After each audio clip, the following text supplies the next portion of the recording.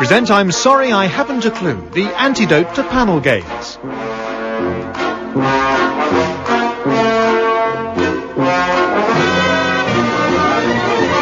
At the piano is Colin Sell and your chairman is Humphrey Littleton.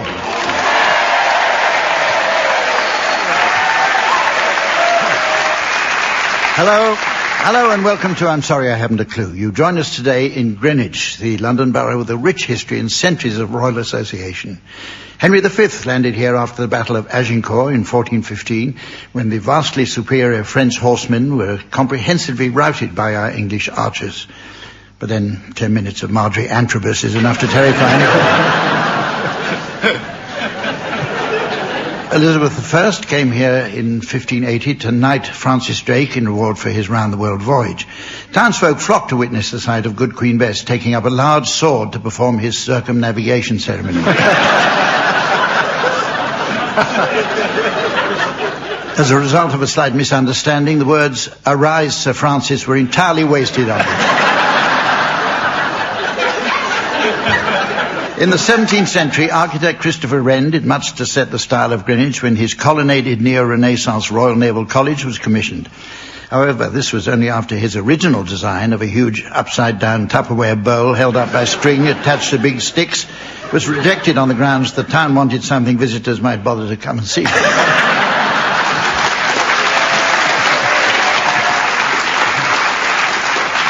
But since that time, Greenwich has developed a knack of getting people to come here to take a look at the most unlikely curiosities. Let's meet the teams. On my left, Barry Cryer and Graham Garden. And on my right, Tim Brooke-Taylor and Andy Hamilton. And taking up her scoring position on the desk next to me, please welcome the delightful Samantha.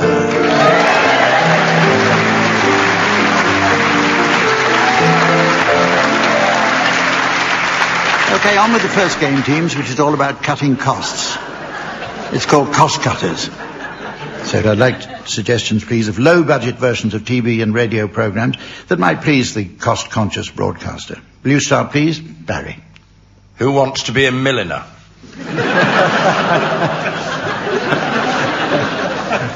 Walking with Dinah Shaw. The Jerry Springer Spaniel. The antiques fell off the back of a lorry and into the road show. Roger. Jason and the Argos catalogue. Friday night is muesli night. There's a new latest sort of epic travelogue in which a BBC celebrity goes absolutely nowhere, completely boxed in by traffic, no progress at all. That's Michael Palin's Hemmed-In Way adventure. Living with the enema. What about Ned Sherrin's Loose End? Or is that's more of a rumour than a programme, though, isn't it? Channel 5. Okay, it's time now for the teams to sing for us in a round called One Song to the Tune of Another. Using the description of a game as its title is still quite a common practice abroad. In Italy, their name for Grand Prix motor racing means drive like you do anyway. In Finland, cross-country skiing translates as, what else do you expect us to do, surfing? And in Samoa, their word rugby football literally translates as fat blokes get muddy and punch each other's lights out. Meanwhile, all over Britain, the expression Colin Sell provides piano accompaniment is interpreted as, who's that banging away in the background? Okay, Graham, will you start by singing the Beach Boys' Barbara Ann to the tune of the theme from Swan Lake?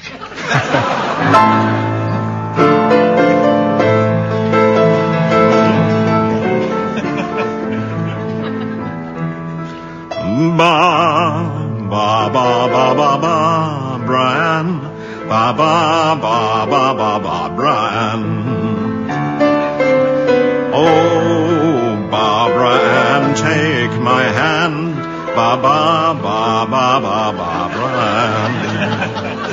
Ba ba ba ba ba ba ba Brian. Ba ba ba Brian. Ba ba ba Brian.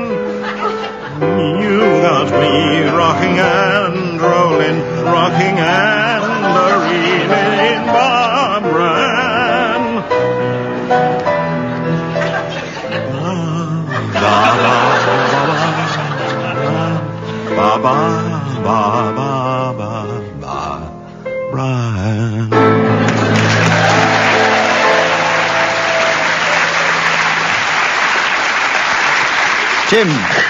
Tim, now, will you please sing the words of Staying Alive by the Bee Gees to the tune of the Toreador song from Carmen?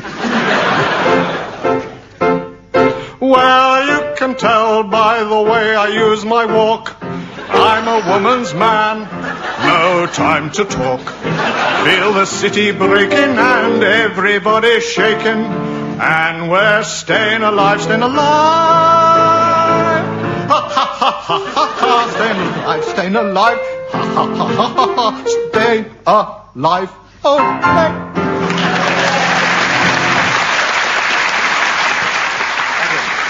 Okay, Andy, I'd like you to sing the words of Light My Fire by the Doors to the tune of the Red Flag.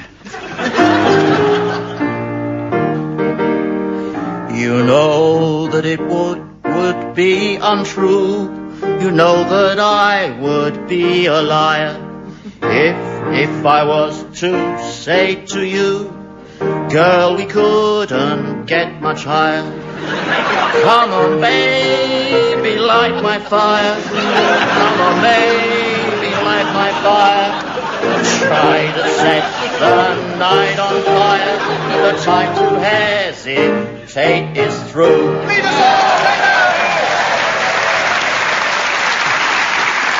And finally, Barry, would you please sing the words of Postman Pat to the tune of the Habanera from Bizet's Carmen?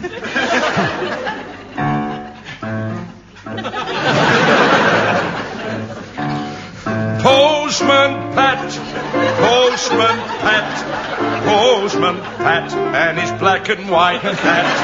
Early in the morning, just as day is dawning, he picks up all the post bags in his van. Postman Pat, Postman Pat, Postman Pat, and his black and white cat. Oh, the birds are singing, the day is just beginning, and feels he's a really happy man. Everybody knows his bright red van. All his friends will smile as he waves to greet them, maybe. You can never be sure. There'll be knock, ring, letters through your door.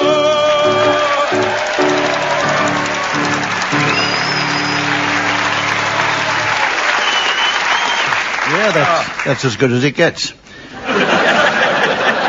Now, I know what the audience must be thinking. Why aren't there more games combining the exact science of animal care with the skill of ventriloquism? Well, worry no more.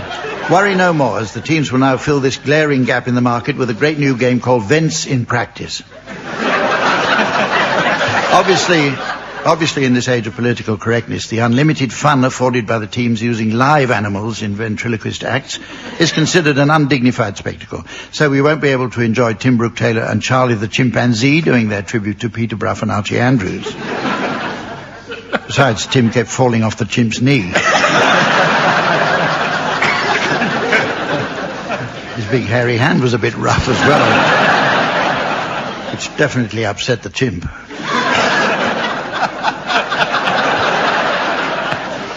In this revised version, each player will perform a piece of popular dialogue by using his team partner as the dummy. Barry and Graham, would you like to start, please? Your piece is the famous scene from Brief Encounter. Barry, you're the dummy playing Trevor Howard. Graham, you're Celia Johnson. Oh, please, could you give me a glass of water? I've got something in my eye and I want to bathe it. Can I help you? Oh, no, please. It's only something in my eye. Please let me look. I hacken to gie a doctor. That's very kind of you. look at me when I'm talking to you. Turn round to the light, please. Now look up. Now look down, keep still. I see it. Oh. There. Oh, what a relief.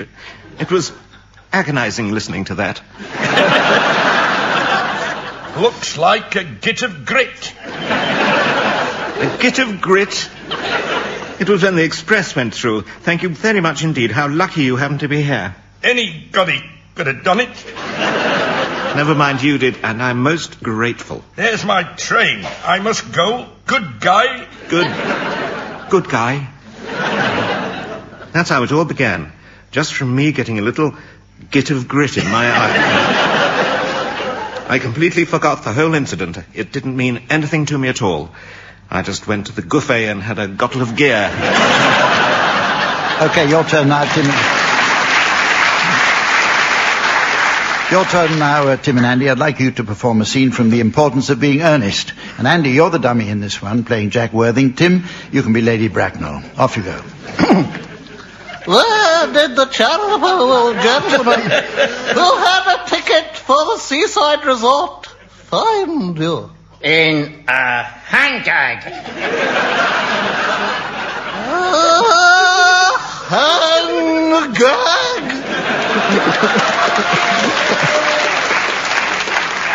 Yes, Lady Glacknell. I was in a hand gag. A somewhat large Gleggler hand gag with candles on it.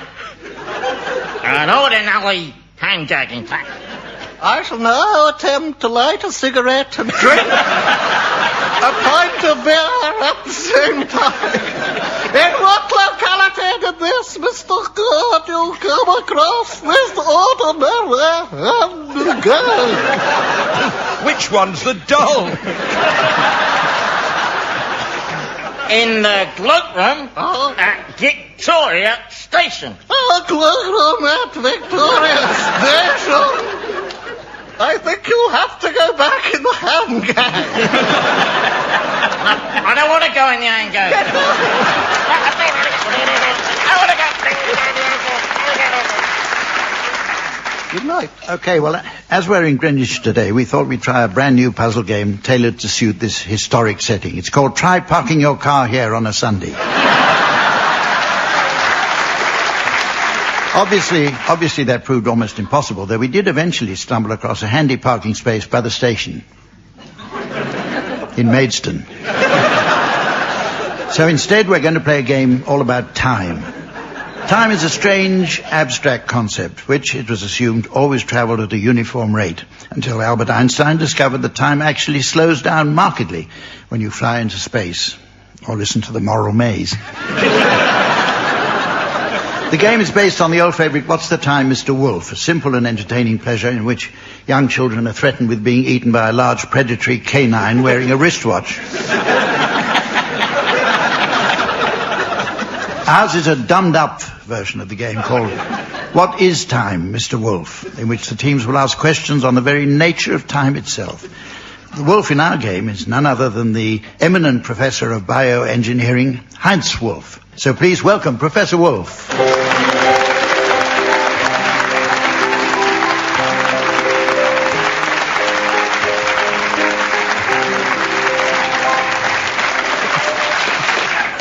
Now, Professor, may I call you Hans? Everybody else does. Okay. Oh, well, then I won't then, in that case. I'd like you, please, now to turn and face the wall here while the teams make their way to the other side of the room. Their job is to creep up on you, asking questions about the nature of time as they go. Your job is to catch and eat them.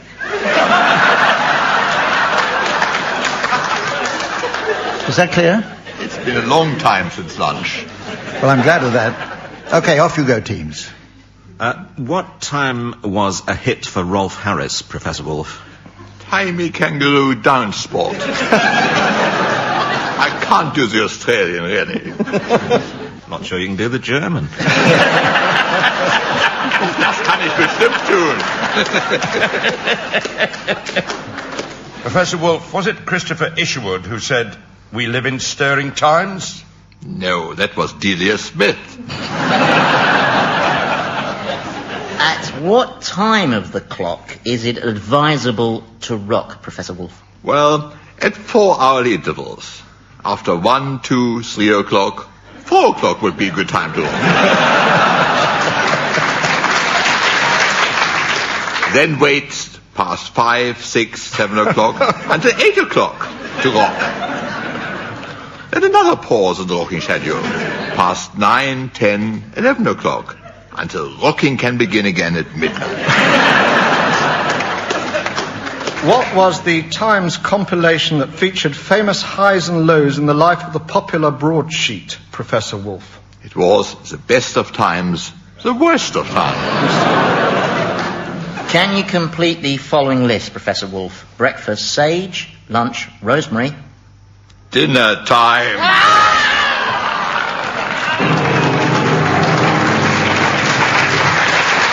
Professor Wolf.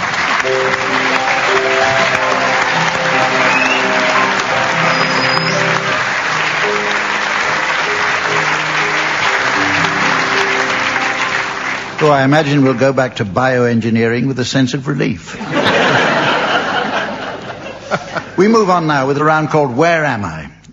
Sorry, that was just a flashback. I was miles away. But by a fantastic coincidence, I noticed this round is actually called Where Am I? In this round, I'd like each team magically to transport me to a mystery location by the use of mere sound effects alone. And when I say sound effects, I don't mean those new sound recordings so popular today. Oh, no. Each of the sounds the teams produce should be created the old-fashioned way, either manually or orally, with the aid of selected items from the BBC Radio sound effects cupboard. To heighten the experience for myself, I've asked Samantha to tie something tightly around a prominent part of my body. My head. It's this blindfold. I shall attempt to describe where I am by carefully listening to the sounds the teams produce. And if I'm right, they'll score points. Okay, we'll start with you, Graham and Barry. If you'd like to begin painting your sound landscape, I shall tell you where I think I am. Off you go. Samantha, blindfold on now, please. Spectacles off. Steady, Sam. Okay, carry on then.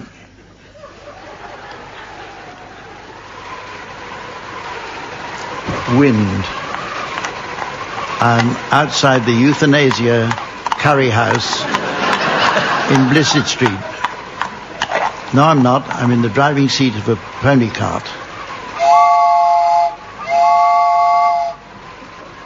Which is racing a train. Now, where would that be? There's a sheep there. A sheep and an owl. Good God, really. No. Ah! I was right. I'm outside the euthanasia curry house. Well, Graham and Barry, tell me where I am. Tell me where I am, because I'm lost. Chicago. I see. Yes. Why? The Windy City. Windy. Oh, yeah. That was the clue. Yes. Your turn now, Tim and Andy. Will you start creating your sound location for me, please? All right. A 1, a 2, a 1, 2, 3, 4.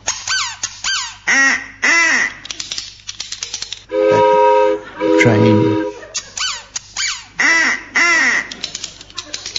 Well, I'm in Spain, so. Oh.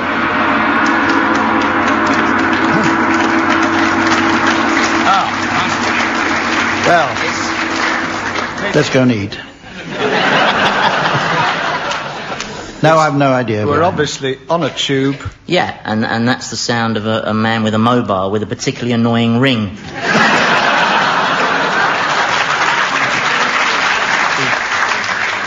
They say you should always quit while you're ahead, so let's carry on with the next round, which I see is called Stars in Their Ears. This was adapted to suit the teams from TV's Stars in Their Eyes, where ordinary people of limited talent pretend to be famous celebrities. Not quite sure why it had to be adapted.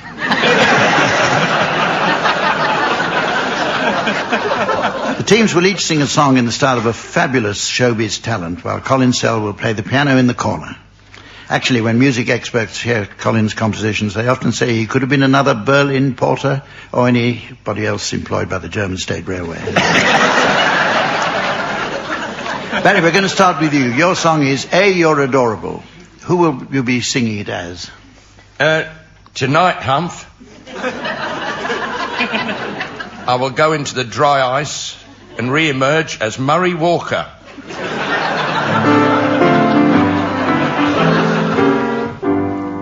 A, you're adorable. B, you're Mika Hakkinen. C, you're Eddie Irvine in a spin.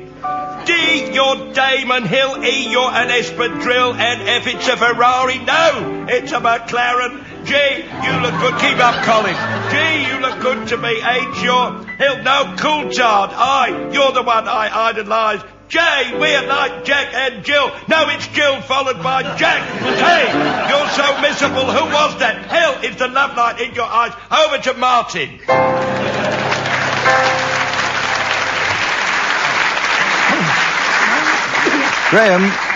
Graham, your song is My Favourite Things from The Sound of Music. Who will you be singing it as, please? Tonight, Humph, I shall be Darth Vader.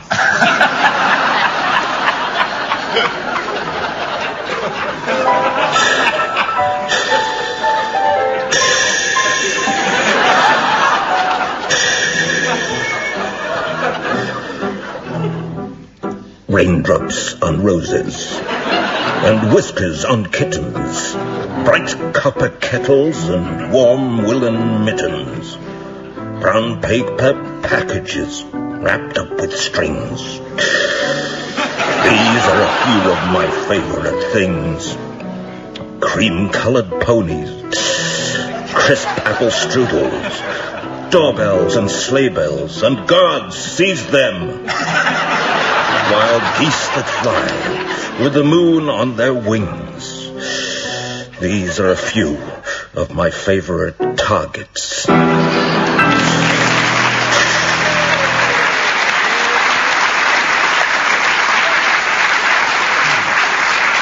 finally, Andy, your song is Old Man River. Who have you chosen to impersonate for this one? Sooty.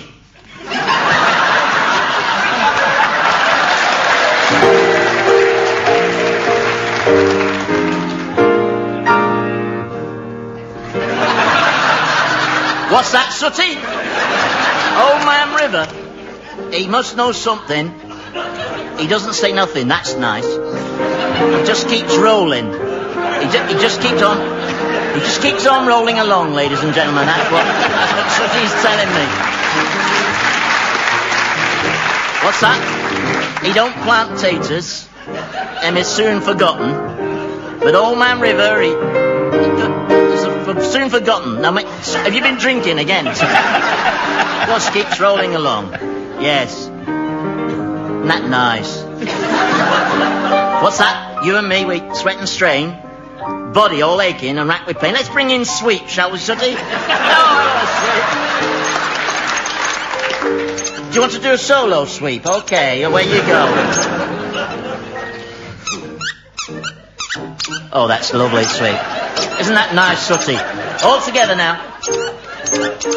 What do you mean? What do you mean you don't think Sweep should do any more, Sooty? Now, Sooty, don't be naughty. Don't be Sooty.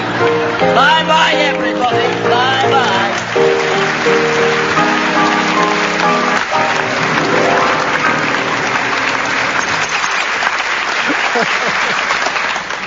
For those of you listening at home, you're happier not knowing.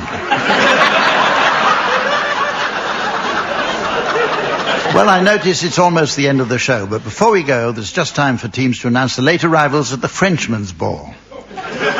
Samantha tells us she's off to a gourmet evening where her favourite French chef has prepared a 9-course dinner. Looking at the menu, she says she's not so keen on some of his traditional dishes, but she spotted something tempting between the frog's legs and the bœuf en croûte, which also looks nice. Who wants to start? Tim. Will you welcome, please, Mr. and Mrs. Alouetta and their son, John T. Alouetta. Welcome, please, Mr. and Mrs. Fembargo.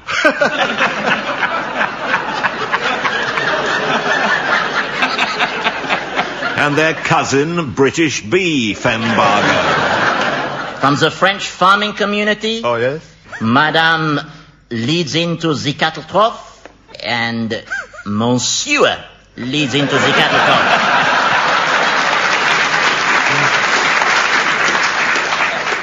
Welcome Jacques Delors and his mother, Mère Delors. What did Ma say? She's bored. Oh. No. Will you welcome, please, Mr. and Mrs. That Hole in the Ground Can't Be a Toilet, and their daughter, Shirley, That Hole in the Ground. Will you welcome, please, Welcome. Monsieur and Madame, the other one, and their cynical son, Paul, the other one. Will you please welcome Mr. Sayes and his llama? That's the llama Sayes.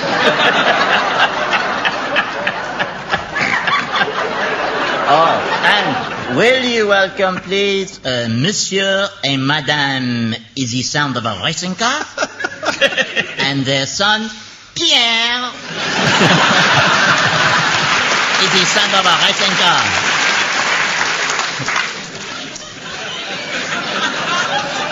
Who is that hesitating in the doorway? Oh, it is Mr. and Mrs. Cordial's aunt from France. Come on, Tante Cordial.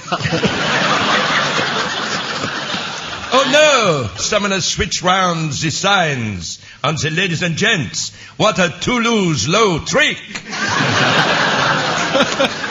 Well, ladies and gentlemen, Will you welcome, please? Still they This come. is all right for a holiday, but you wouldn't want to live there, and their son, Francis.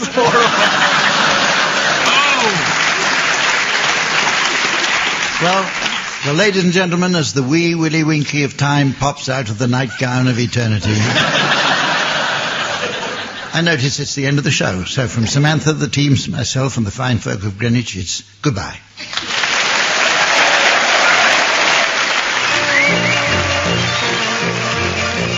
Graham Garden, Tim Brooke-Taylor, Barry Cryer and Andy Hamilton were being given silly things to do by Humphrey Littleton, Colin Searle setting some of them to music. The programme consultant was Ian Pattinson, and the producer was John Naismith.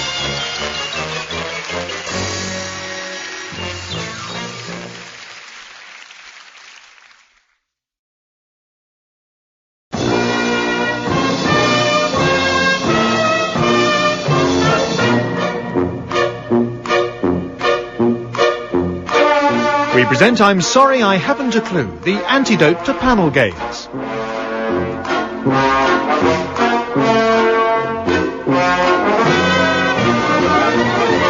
At the piano is Colin Searle and your chairman is Humphrey Littleton.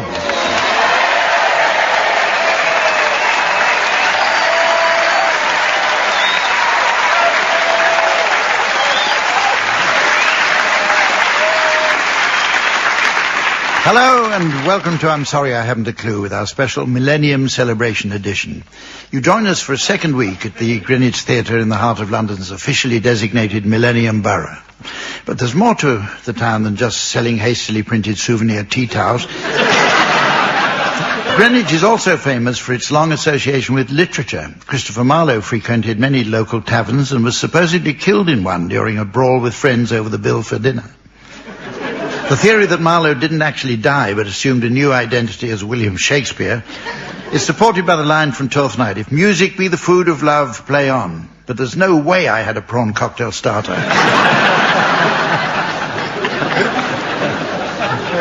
Local residents have included the intellectual and gardener John Evelyn. As reward for his many works, Evelyn was honoured by James II when he became Keeper of the King's Privy Seal, a position made necessary by the peculiar 17th century habit of keeping an amphibious mammal in the toilet.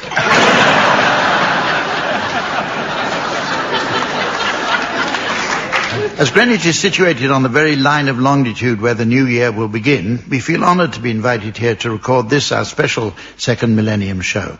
And I'm especially pleased to be able to introduce the original cast who appeared to celebrate the first one. They are on my left, Barry Cryer and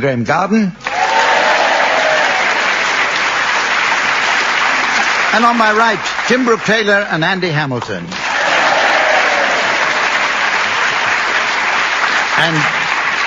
And eager to be my millennial right hand, please welcome the delightful Samantha.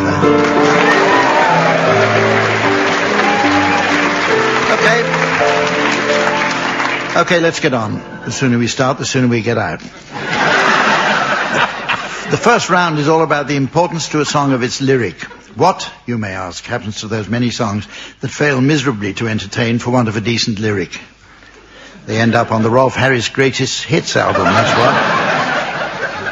Right, I shall provide the teams with the first part of a song lyric, which I'll ask them to complete. And Graham, you can start this one. Could you complete the following? Ain't no mountain high enough, ain't no valley low enough, ain't no river wild enough to keep... Me teaching geography.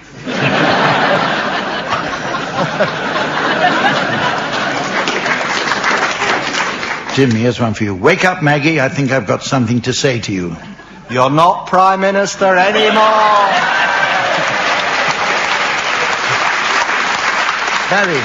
Barry, raindrops on roses and whiskers on kittens, bright copper kettles and warm woolen mittens, brown paper packages wrapped up with string. These are...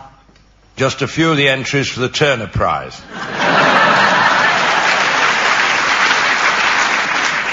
Andy, Moon River, wider than... Moon Bridge. It's a joke for engineers, that one, mostly. Graham, picture yourself in a boat on a river with tangerine trees and marmalade skies. Somebody calls you, you answer quite slowly. This is good stuff. Right, here's some for any of you to finish off. Nobody does it better, makes you feel sad for the rest. Nobody does it quite as good as you, baby, you're... Tim Brooke Taylor, I presume. I can dream. I gave a letter to the postman. He put it in his sack. Bright and early next morning, he brought my letter back. She wrote upon it, I'm having these traced, you bastard. I'm Henry VIII I am, Henry VIII I am, I am. Of course you are, Mr. Cryer. Now blow into this, will you?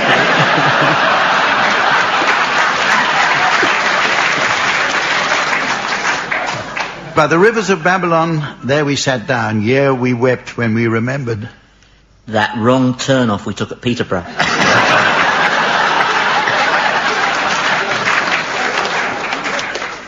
This can't be as good as I think it is.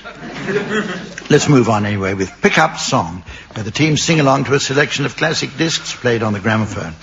As is our habit, Samantha and I spent a few hours in the record library earlier and enjoyed a good long route in the singles section. Now, in DJ mode, Samantha is poised at the turntable with her 45s beautifully stacked and ready to spin for the teams. At my signal, she'll reduce the volume to nothing, but the team should continue singing, the object being to stay in time with the music.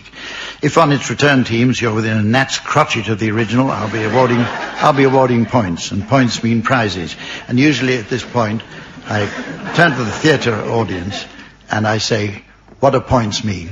But I'm not going to do it on this occasion. I don't think it's fair to get a whole room full of people making complete prats of themselves.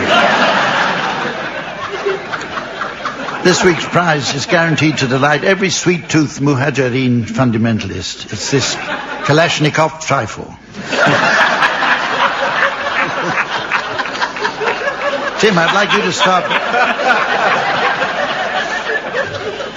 to start by accompanying Robbie Williams singing Millennium.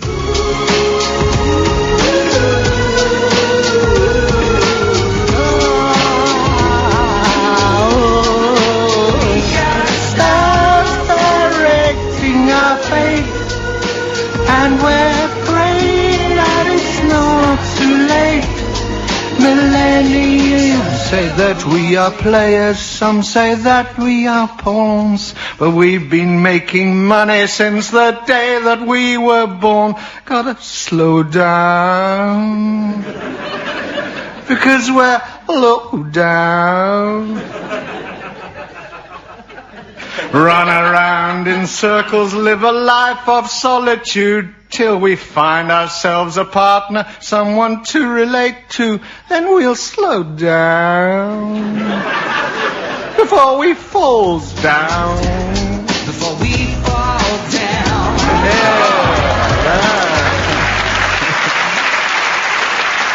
Andy now, would you please accompany Soft Cell... What's this? Soft Cell. Never heard him call that before.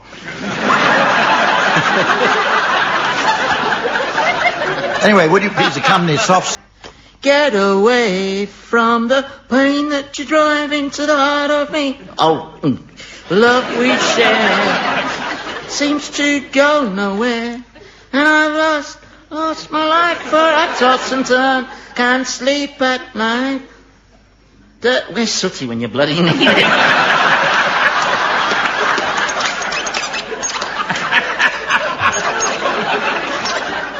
Once I ran to you. Now I'll run from you. This tainted love you've given. Spot on!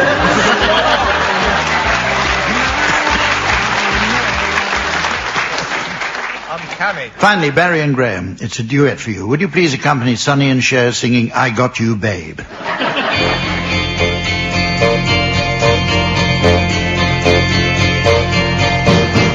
say we're young and we don't know. We'll find out till we grow. Well, I don't know if that's all true, 'cause you got me and baby, I got you. Babe. I got you, babe. I got you, babe. They say our love won't pay the rent. Before it's earned, our money's all been spent. I guess that's so. We don't have a part, well, not both of us, but at least I'm sure of all the things we got. Babe. I got you, babe. I got you, babe. I got flowers. Yeah.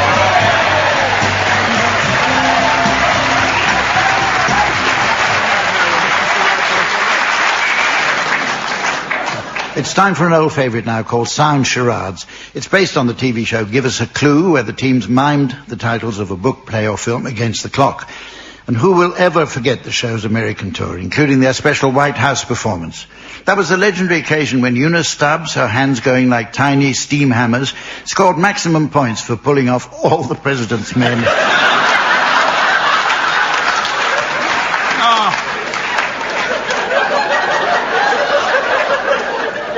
In under 90 seconds. In the original, the teams weren't allowed to speak. What a glorious notion. In our version, the teams do. Okay, Tim and Andy, you're to start, please, and your title will shortly be displayed to the audience via the Millennium Fund Finance laser display board. And here's the mystery voice for listeners at home. Kiss of the Spider Woman. Kiss of the Spider Woman. Right, you're guessing this one, Barry and Graham. Off you go, Tim and Andy. It's 5 words, and it's a play and a film. You know, you're a very attractive man. Oh, thank you. That's very kind. No. And ever since, yeah. Ever since you contacted me on my website, I've been looking forward to our getting together. Well, I'm looking forward to it. How are we going to start? Should we start off with a little peck? Okay. Very nice. Now my turn.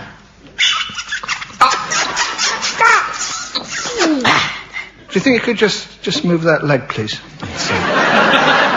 And that one, and that one, and the 3 others over.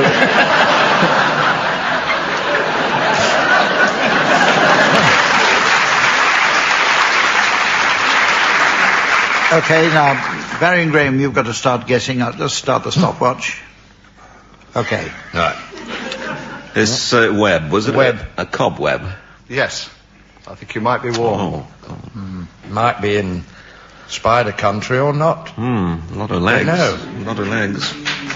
Legs. Spider legs. Kiss. Did it? Kiss. Of the spider woman. Ah!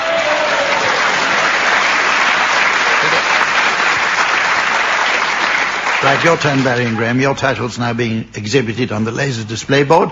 And here again is a mystery voice for listeners at home. Dinner ladies. Dinner ladies. TV series. 2 words. Carry on. Hamish, you'll have had your tea. Oh, well, no, but... Will you join me in a wee dram? I'd prefer a whiskey dram if it's all the same to you, Dougal. And a toast. Yay. To the ladies. The ladies.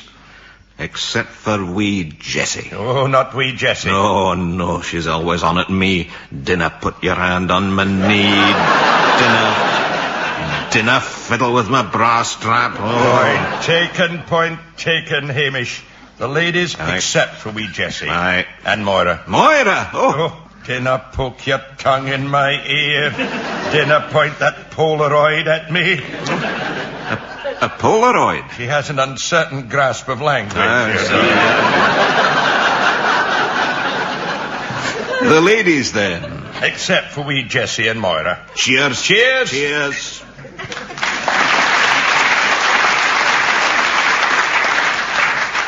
Is it dinner ladies? No. Yeah. Just let me switch off the stopwatch.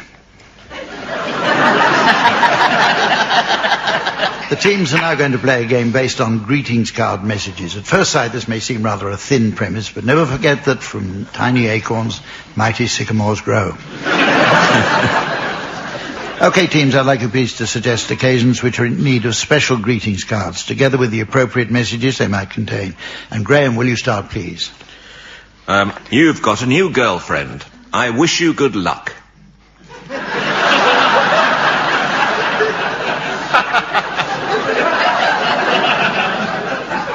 I hope most sincerely that she's a great friend. I really know just how you feel when your hamster died, fell asleep at the wheel.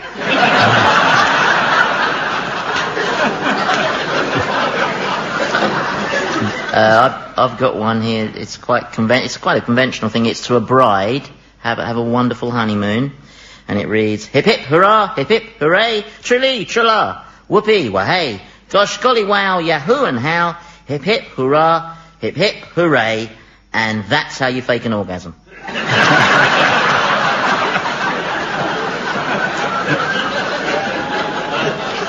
Going into hospital, all your friends, they wish you well, and through me they send their loves. We all agree you're in safe hands unless you see some rubber gloves.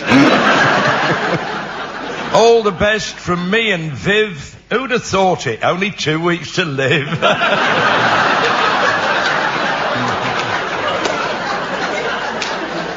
I've got a very specific one here. Oh, yes. It's congratulations on getting a job at the florist's, even though you're colourblind card. And it says, roses are red, violets are blue. And that's it, I think.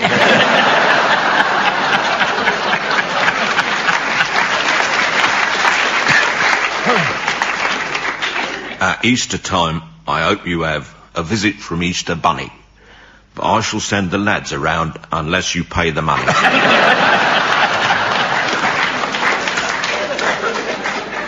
I've got another quite specific one. It's commiserations on being Jeffrey Archer. It's quite a limited market, although millions of us could send it. It reads, it's not your fault, Jeff. You do your best, but you just get crosser and crosser. Because no matter how hard you try to please...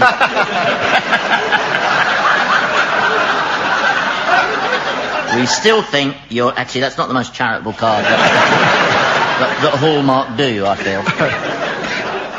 Happy vasectomy today. All I can say is snip, snip, hooray!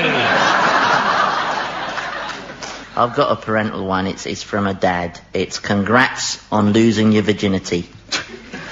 Now's the time to be jolly and merry. At last you've gone and lost your cherry. It was at a party that you achieved coition in the room where they put the coats. It's tradition. You were drunk, so was she. It's always the same. You can't remember her face. You don't know her name. You just use her as a sex object, as your plaything for fun. And all I can say is I'm proud of you, son.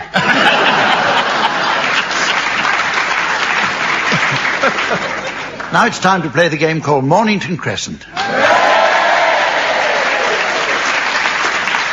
But first, I noticed that sitting next to the BBC listener reaction shredding machine, there's a letter from a Mrs. Trellis of North Wales. She writes, "Dear Miss Adie, if any listeners are fed up with those endless trails that keep appearing on the wireless, why not wipe them off with a damp cloth and put down slug pellets to stop the little blighters coming back. Oh, and there's a P.S. Amongst the many current great attractions, watch out for a book called The Almost Complete I'm Sorry I Haven't a Clue. Your many listeners will laugh like a drain just to hear it's been published." Okay, now on with the game, which in celebration of the bright new future promised by the dawn of a new millennium, we'll play a version popular at the time of the last millennium. Surprisingly, the game in the time of King Ethelred the Unready was little different from today's ancient standard rules, so, as you'd imagine, the reverse diagonal was seldom applied in consecutive play. However, locations east of Shoreditch were liable to incur the infamous Danegeld penalty. Is that clear, everyone? Right, let's start. Tim, will you start? Shoreditch. King Street. I'm like... Just relax. Well, we play this at home, but it always causes rows. These are my thinking noises. Tufnell Park. Good. No, that is a reverse, but no, we won't push it because it's, No. you know. Is it? But I mean, It's not a reverse diagonal. Yeah, it is. see, well, Don't get Tufnell there is. Should I do it again if I'm up the game? No, you haven't. You got it perfectly right. They're just panicking. and I suppose in fairness, if it's seldom used in consecutive play, it's not never. So he's allowed to make that move. Thanks. But it was near the edge. It was very, very Don't listen near, to this. near the It's a edge. ploy. I've just noticed Mrs. Trellis doesn't put an address on the letter.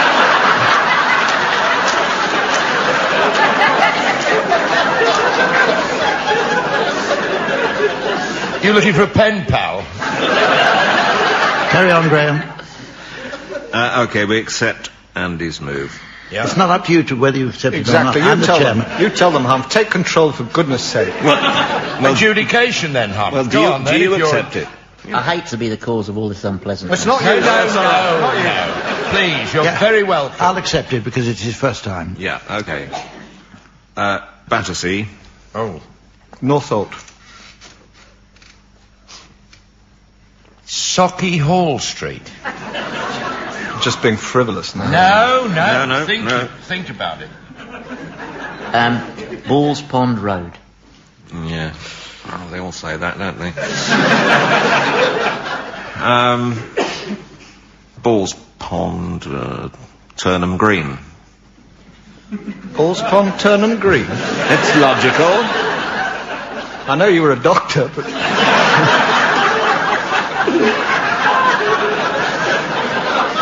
I didn't mean, by the way, you know when you stop at service stations and they got that thing for the kids, the Balls Pond? I didn't mean that. No, It's all right. You're overreacting now. Just relax. I'm just very nervous. Deep breaths. It's I coming mean, out. I've known people leave the postcode off, but the whole address is ridiculous.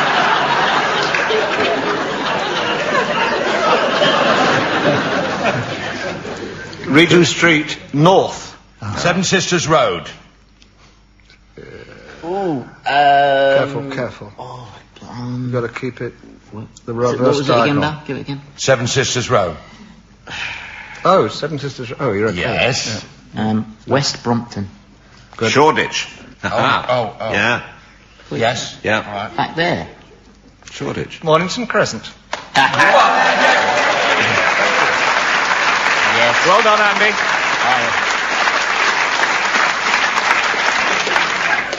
It says here, I say what fun. Well, now it's time for us to continue with a musical round called Swanee Kazoo.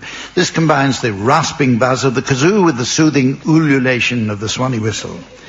The juxtaposition of two such disparate instruments may seem an odd choice, but in fact they're as natural a combination as peaches and cream, oysters and champagne, or diarrhea and vomiting. Is there no limit to the unlikely combinations that can be put together in the name of entertainment? Yes, there is.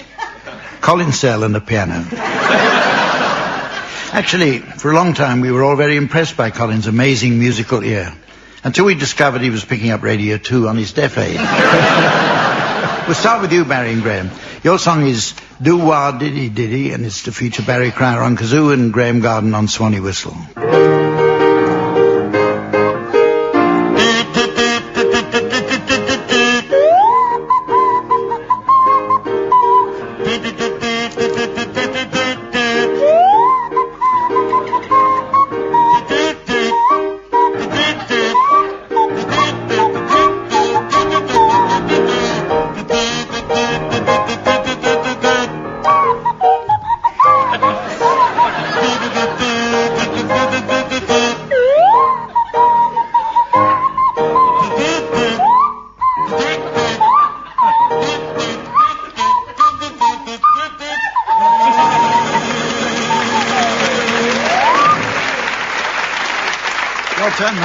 Tim and Andy, your turn. Your song is Anything You Can Do, and it's to feature Andy Hamilton on kazoo and Tim Brooke-Taylor on the swanee whistle.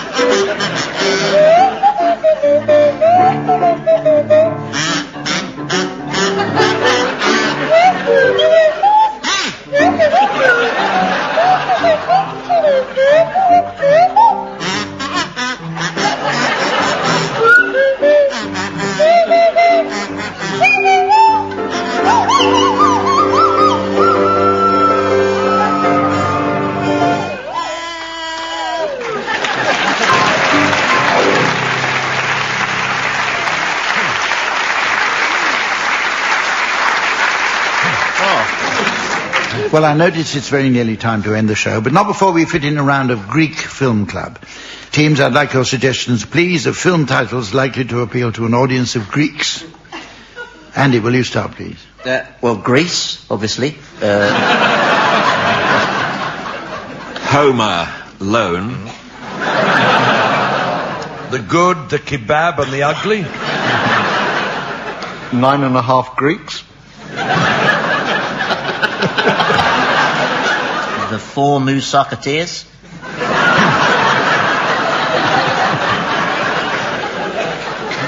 Casablanca. Now, I should explain that. Not a lot of people know that Humphrey Bogart is actually reading a book of old Greek mathematics in one scene. And what he actually said was, here's looking at Euclid. The Wizard of Cos. American Pie. Thank you. A maths teacher, thank you. Get your mum out the audience, Tim. That's just embarrassing me. Calamaras east of Java. Which was the film with that great outboard motor sequence when you said that? The boat was actually driven by the inventor of the outboard motor, George Papadopoulos.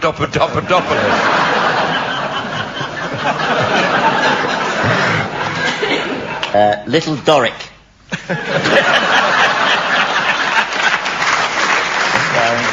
a cast here starring Corinth Redgrave and Brad Pitt.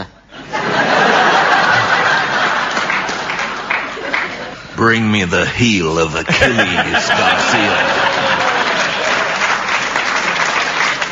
And so, ladies and gentlemen, as the millennium bug of fate breeds in the sewage-eating cattle of destiny, and the millennium hype of eternity bores the arse of doom off old Father Time, I notice it's the end of the show, and indeed the series. We'll be back for a special festive edition of the programme on Christmas Day. In the meantime, it's goodbye from the teams, Samantha, myself, and the fine folk of Greenwich. Goodbye.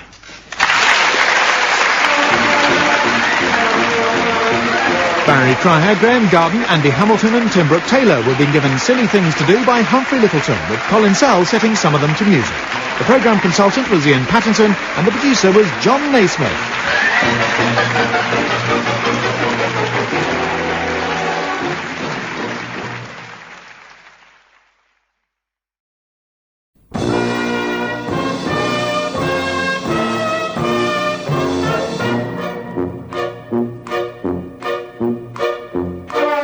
We present I'm Sorry I Haven't a Clue, the antidote to panel games.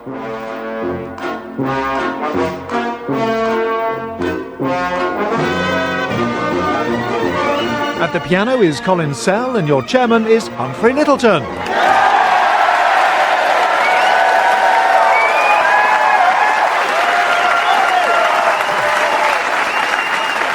Hello and welcome to I'm Sorry I Haven't a Clue. You join us this week in Bristol, a fine city boasting a rich history and culture. The town originally grew as a port, and it was from here in 1497 that John Cabot set off to find a new route to the Spice Islands by sailing northwest. Instead, he discovered a strange, hostile world which he named Newfoundland, until the natives explained that they actually called it Swansea.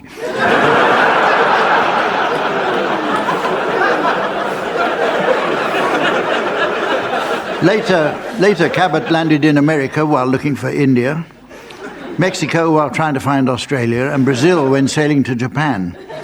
He eventually returned to retire in Bristol, where his descendants are to be found to this day, running a minicab firm.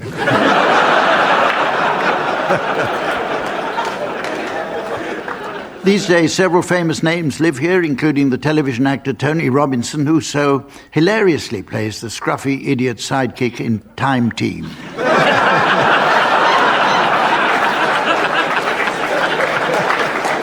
Another resident is Paul McGann from the famous actor family, which includes his brothers Joe, Mark, and Reno. Incidentally, there was a time when actors weren't popular in Bristol, as they were considered to lower the city's tone. So the local council sent letters to all the famous stars asking them to stay away. Let's meet four performers who were never on their mailing list. They are, on my left, Barry Cryer and Graham Garden. And on my right, Tim Brooke Taylor and Andy Hamilton. And ever eager to do her stuff on the desk next to me, please welcome our delightful scorer, the lovely Samantha.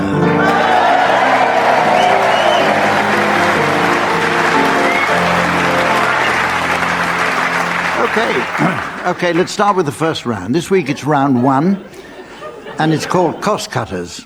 As the economy slides ever deeper into recession, program makers are being forced to trim budgets. In a desperate bid to keep the project afloat, I understand the makers of a Goodies revival series have had to employ actors who'll work for nothing. Still, it would be nice to see at least two of the original cast again. Okay, teams, I'd like your suggestions, please, of cut-price versions of well-known films, books, TV, or radio shows. Barry, will you start, please? How Haverfordwest was won.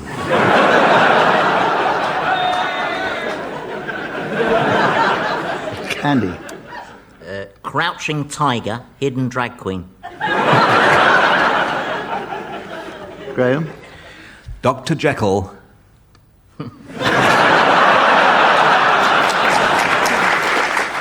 And Tim. All Quiet on the Front at Weston.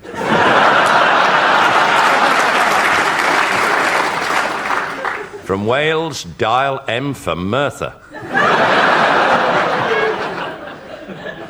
Bride of Frankenpeggy. Captain Corelli's Mandarin. Bring me the hat of Alfredo Garcia.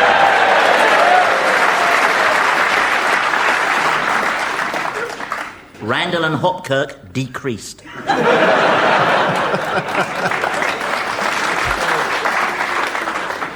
Chitty Bang.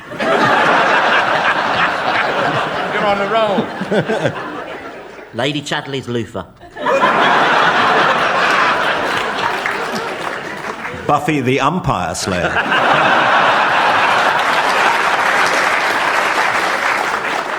Let's move on to something that might be good. The round is called One Song to the Tune of Another, and as you hear that, teams, I know exactly what you're thinking. What in the name of sweet baby Moses on stilts can this possibly involve? Well, it's actually not nearly as complex as it sounds, as all of you who study the work of Sigmund Freud will appreciate. For the purposes of psychoanalysis, Freud divided the personality, or in our terms, the song, into two components. As you know, teams, these are the ego, comprising moral values, which is so obviously analogous to the tune, and the id, which unconsciously contains primitive emotions and therefore equates exactly to the words. The personality or song steers between the two, trying to reconcile and balance their conflicting demands against the constraints of the real world. Now, I can see something written across your faces, teams. Yes, indeed, Freud did prove that the ego and the id can be adjusted and modified through behavioral therapy, or in our terms, literally by singing one song to the tune of another. However, I should point out that, yes, Freud's theories also conclude that the repression of sexuality often leads to an infantile penis substitution fixation, or in our terms, Colin Sell is at the piano again.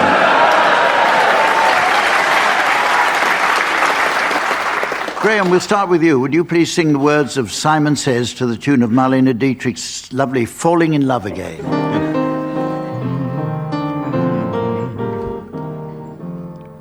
I'd like to play a game that is so much fun, and it's not so very hard to do.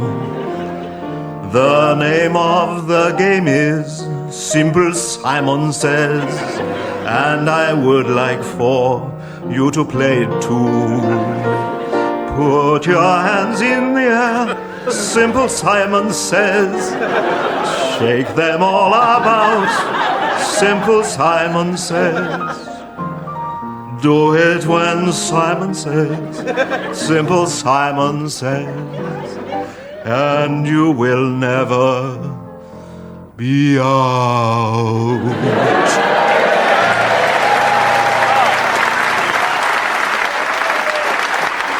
Okay, your turn, Andy. You're a Chelsea fan, I understand. Well, yes. I don't understand. Anyway, you can sing the words of Blue is the Colour to the tune of I Can See Clearly Now.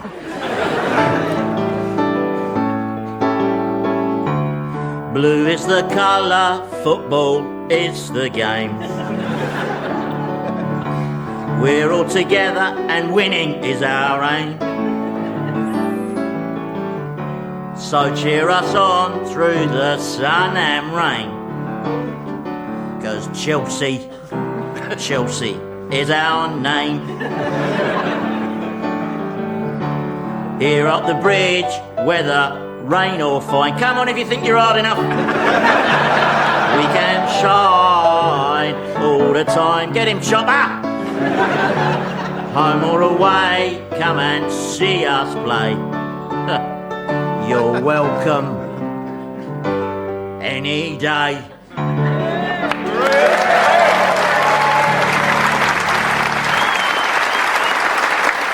Okay, Tim, now, would you please sing the words of I Am the Walrus to the tune of Don't Cry for Me, Argentina?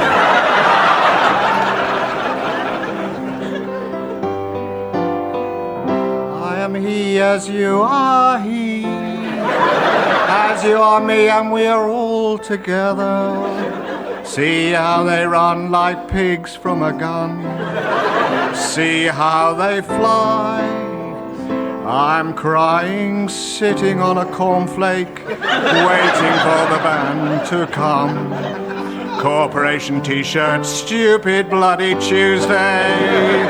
Man, you've been a naughty boy. You let your face grow long. I am the Eggman. They are the Eggmen. I am the Walrus. Goo goo gajoo. Goo goo gajoo.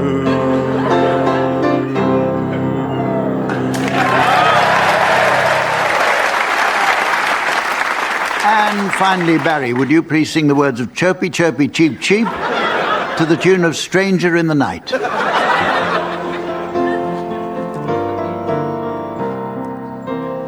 Where's your mama gone? Where's your mama gone? Little baby Dawn. Little baby Dawn. Where's your mama gone? Where's your mama gone? Far, far away,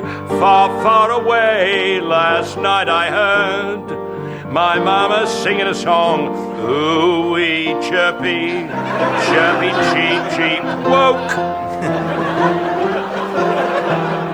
up this morning and my mama was gone. Ooh-wee, chirpy, chirpy, cheep, cheep, chirpy, chirpy, cheep, cheep, chirp. Where's your mama gone? Where's your mama gone? Little baby Dawn.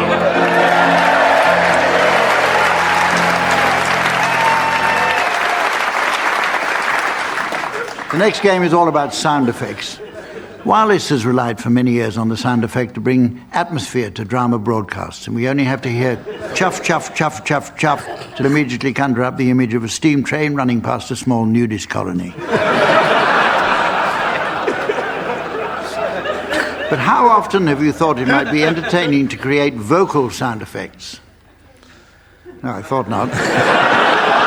In this game, one team will tell a story for which the other team has to supply the sound effects vocally, as each noise is mentioned in the story. Anyone failing to provide the appropriate sound effect will have 2 points deducted. Barry and Graham, you're to start. If you'd now care to relate your tale. We certainly will. Victorian London. Over the rooftops floated the sound of Big Ben. Bing bong, Bing bong, bing bong. Ding dong, Bing bong, bing bong. bing bong, bing bong, Bing bong, bong, bong, boom. You watch your language, Big Ben, said his wife.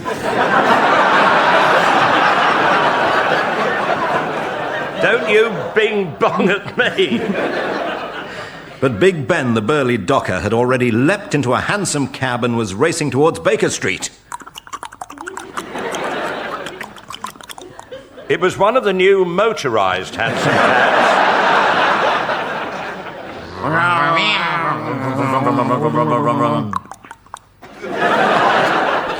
In his chambers at 221B Baker Street, Sherlock Holmes was playing a mournful air.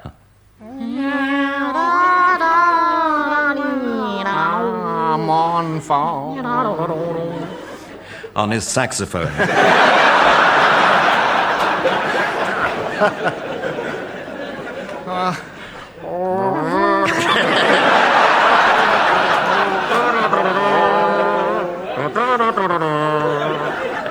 Suddenly, they heard someone rapping at the front door.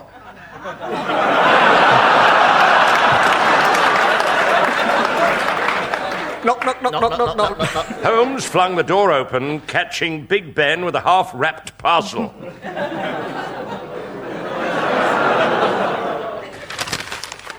Only half of that. Yeah.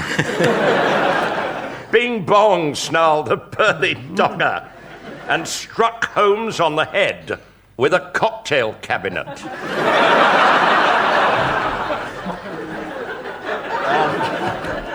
Bonk. Again and again. Bonk, bonk, bonk, bonk, bonk, bonk, bonk, bonk, bonk, bonk, bonk, bonk, bonk, And again. bonk, bonk. To be continued.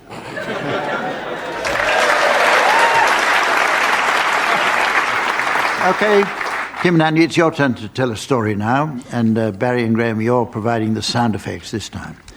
Right. This is a very festive story. Yep. It was Christmas. Jingle, jingle, jingle, jingle. Island in the Pacific. Jungle, jungle, jungle. Where Captain Cook was confronted by the natives of Ipswich, who were terribly lost.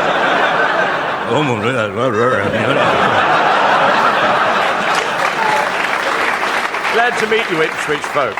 After a nasty exchange of social diseases, Cook set sail, but almost immediately there was a storm of criticism from his crew. To crush the mutiny, Cook handed out lashings. Ow! Ow! Ow! You're loving this, aren't you? Of cream buns and ginger beer. Suddenly, there was a huge yell. No! Oh, octopus slithering onto the deck. The men leapt into the lifeboats and started rowing. In, out, in, out, in, out. Sorry, rowing furiously. In, out, in, no, out, in, out, in, out. But soon they arrived at the busy docks. Hurrah! hurrah. No more patience today, I'm too busy, said the doctor. So they all died of scurvy. The end.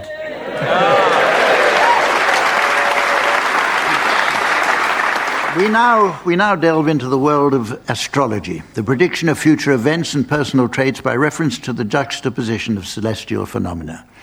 Personally, I'm a Sagittarius, which makes me prone to hopeless, misplaced optimism. I have a feeling this round's going to be a humdinger. I understand Tim was born under the sign of Libra, the scales, Andy, Leo, the lion, and Graham, Pisces, the fishes, while Barry Cryer is on the cusp, his daily life being ruled alternately by the signs of the goat, the bull, the white hart, the green man, and the royal. This round is called Historical Horoscopes, and to prove the value of the horoscope as a prediction tool, I'd like the teams to share with us some they've unearthed from history to compare how accurately they forecast the lives of well-known individuals. Andy, what have you discovered for us? Well, this is a rather interesting one. It was Julius Caesar's in March. It says, not a great time for you right now, as people you trust may let you down. Try to steer clear of anyone whose name ends with us.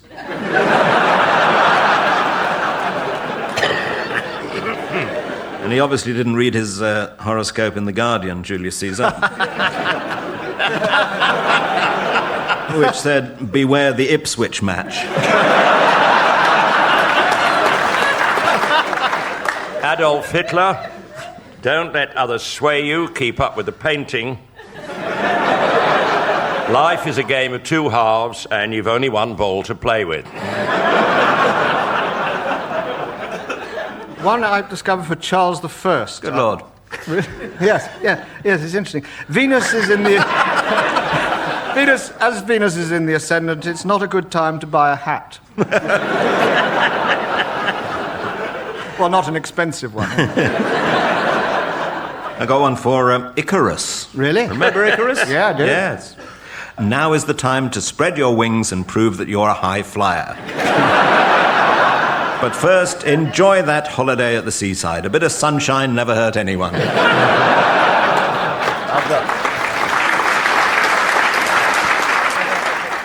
Well, really interestingly, I found one for Elvis Presley. Oh, how interesting It is this. interesting. Yeah. It's quite extraordinary. This is on his 16th birthday. It's quite a long one. It says, you'd have to have a wooden heart not to feel all shook up by recent events. But I just can't help believing that it's now or never. So don't be a teddy bear, but don't be cruel. Ignore those suspicious minds, especially Frankie and Johnny, and just tell that girl of your best friend that she's the devil in disguise. Otherwise, you could be crying in the chapel until the 12th never, and that's a long, long time. But sadly, there's no evidence that he ever read that.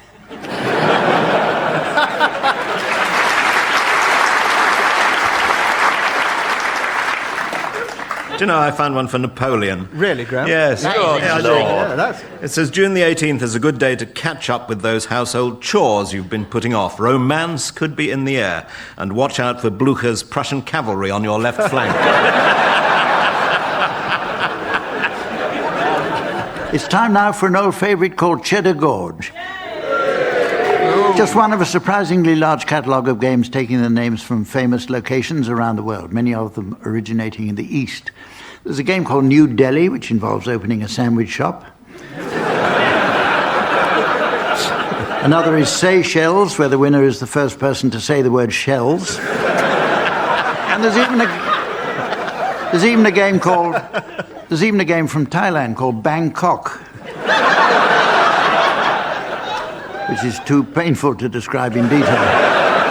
In Cheddar Gorge, the teams construct a sentence saying one word each at a time. The object is not to complete the sentence, and if I judge a full stop has been reached, you'll hear this as I hit my gong. Tim, I'd like you to start, please, and this week I'd like you to provide the voiceover to a documentary on the life cycle of a bee. Off you go, Tim. Buzz went The bee which was flying over the top of one hive in cockfosters. which was beside I'm panicking now. The little old quaint charming yet strangely attractive Lee furnished side of the old yet spruce comma nevertheless they went to the old mill by candlelight which was not the best time to go to the old mill which was not the best time to repeat the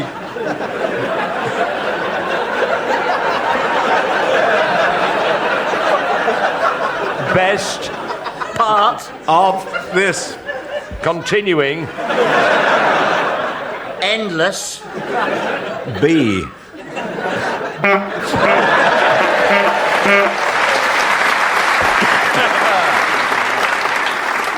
It's time now for a musical round called Swanee Kazoo, where the teams combine the mellifluous glissando of the Swanee whistle with the croaky rasp of the kazoo. Yes, Swanee and kazoo are two words that go together like cheese and onion, prawn and cocktail, smoky and bacon, or overpriced and disgusting. All the while remembering that the words Colin, sell and pianoforte go together like please, God, and not again.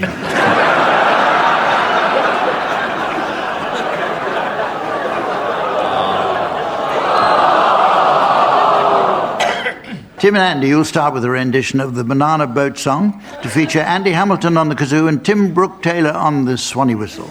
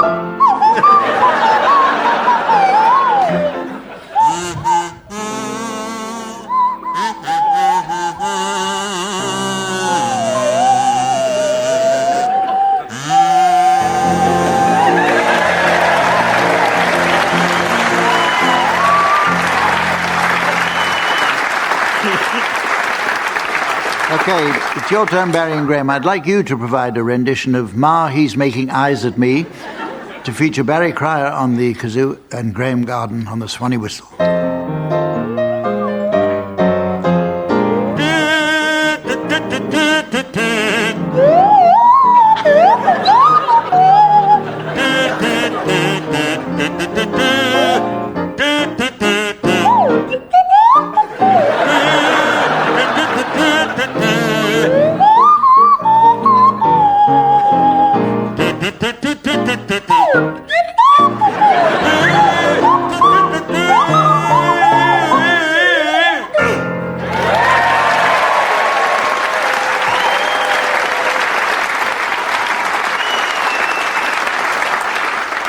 I notice it's very nearly the end of the show.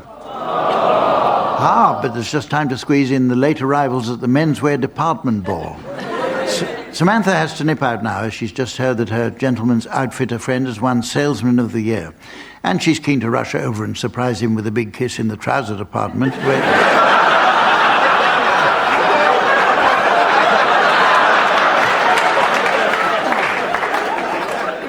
where he's been specially outstanding. So while she's away doing that, I'd like you teams to announce the late arrivals at a ball for the staff of a menswear department. Graham, will you start, please? Will you welcome, please? Certainly. Mr. and Mrs. Tweed Jacket. Oh, and their son, Harry Tweed Jacket. close namesakes of the Tweeds. Here are Mr. and Mrs. Tweed, followed by Ray Allen and Lord Charles. They're the Norfolk Tweeds with a vent at the back. Worth the journey. A long trip. Will you welcome from Scotland, please? Mr. and Mrs. Strap and their son, Dougal. From Spain, will you welcome, please? Si. Senor and Senora Hijacket and their aristocratic brother, Don Hijacket.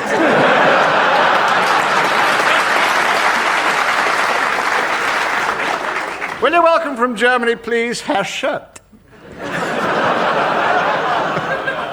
Will you welcome, please, Mr. and Mrs. An Unusual Choice for Underpants and their son, Peter Vincent Christopher, or PVC's An Unusual Choice for Underpants. Very welcome indeed. Mr. and Mrs. Rags and their daughter Glad. Mr. and Mrs. Polk Tailoring and their daughter Bess. Mr. and Mrs. Bross Suit and their son Amos Bross Suit. Mr. and Mrs. Esther and their, not all their daughter, 90% Polly Esther. A warm welcome for Mr. and Mrs. Bennett. What has Llewellyn Bowen come as this time?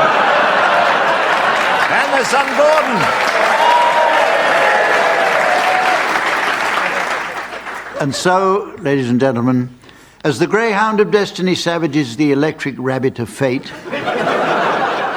and the manager of Mother Care chases the greyhound out of the shop, I notice it's the end of the show. So from the team, Samantha, myself, and the good people of Bristol, it's goodbye.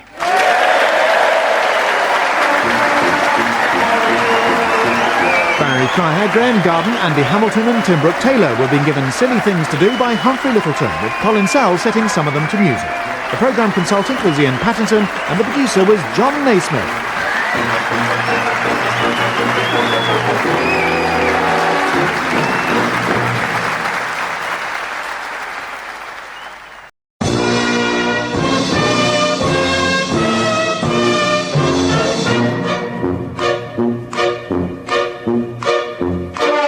We present I'm Sorry I Haven't a Clue, the antidote to panel games.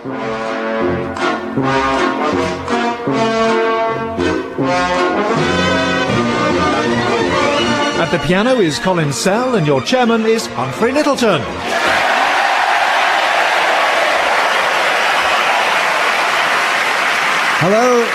Hello and welcome to I'm Sorry I Haven't a Clue. You join us this week in Peterborough, the fine cathedral city boasting a long and fascinating history. There's evidence of a Bronze Age settlement here at Flag Fen to the east of the city. This fenland site was discovered in 1982 when a team funded by English Heritage carried out a survey of local dykes.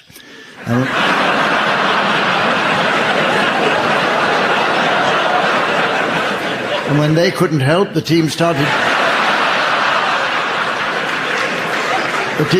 digging up old flood defences. During the war, radar was invented at nearby RAF Wittering, and to celebrate the anniversary of the event, the original machinery was recently restored to reenact its first use. At 8:30 a.m. on the 10th of October this year, A team of technicians set the equipment running, while at the same time a restored World War II German bomber set off from Hamburg. And sure enough, at just after 9:15, France surrendered.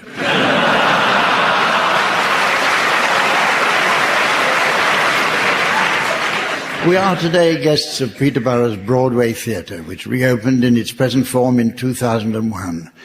Since then, the Broadway hasn't presented anything but top-line entertainment. And today, that's exactly what we have. Anything but top-line entertainment. On my left, Barry Cryer and Graham Garden. And on my right, Andy Hamilton and Jack Dee. And eager and ready to score right here on the desk next to me, please welcome the delightful Samantha.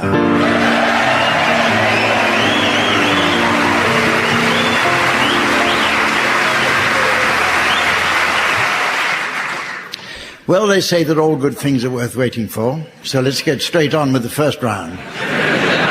And this week it's cost cutters. As BBC budgets are pared to the bone, producers are being forced to devise cut-price versions of their shows. So teams, your suggestions, please, of cut-price TV shows and films to suit this climate of austerity. And Barry, you can start. Only Fools. Andy. The Devil Wears Primark.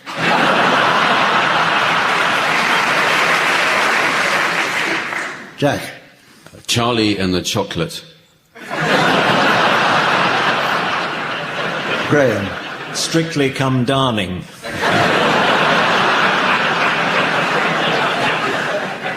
Gordon Brown's School Days, in which Gordon's fees are paid by a mysterious anonymous donor.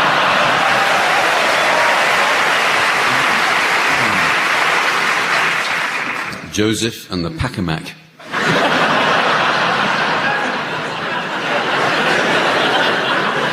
Bill Oddie with Wristwatch.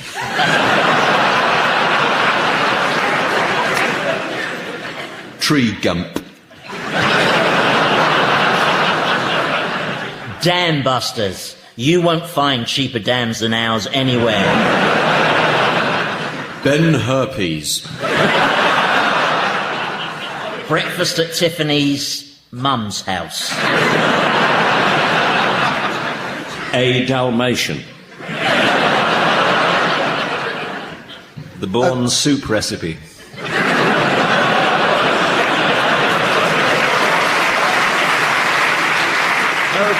Okay, the teams are going to sing for us now in the game called One Song to the Tune of Another. This is a concept of such pure simplicity you'd need the intellect of a 3-year-old to require an explanation. So teams, try to think of a song as a cargo ship. The song is represented by the vessel sailing the oceans, transporting the words or cargo. Every now and again the ship or song comes into port and unloads its cargo or words and takes on a fresh cargo, and thereby one song is sung to the tune of another. Easy peasy lemon squeezy so far. But teams, let me preempt your next question. Yes, indeed. What about fog?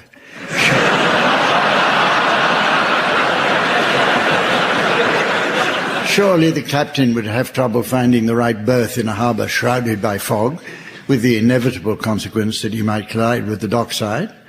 And the last thing you want is someone blindly bashing keys.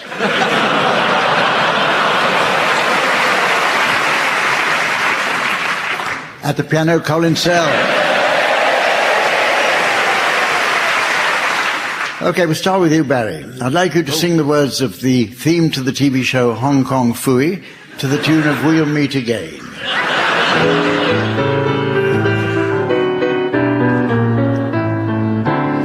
Hong Kong Phooey, #1 super guy.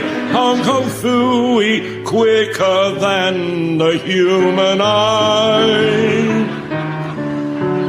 He's got style, a groovy style, and a bod that just won't stop when the going gets tough. He's super rough with a Hong Kong Phooey chop. Hiya, Hong Kong Phooey. Number one super guy, Hong Kong Phooey. Quicker than the human eye. Good blimey. Cheeky chong, chicky chong, chicky chong. Hong Kong Phooey, he's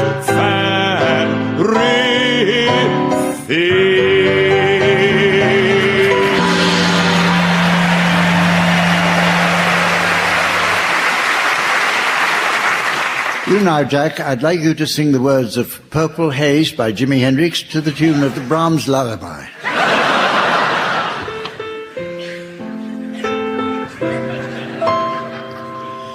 Purple haze all in my brain. Lately things just don't seem the same. Acting funny, but I don't know why. Excuse me while I kiss the sky. Purple haze all around. Don't know if I'm coming up or down. Am I happy or in misery? Whatever it is, that girl put a spell on me. Come on, take it to the bridge, Colin. Purple haze all in my eyes. Don't know if it's day or night. You get me blowing my mind.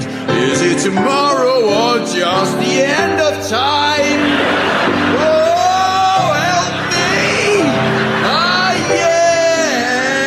Purple haze, yeah, oh no. Oh, help me, purple haze. Tell me, baby, tell me I can't go on like this.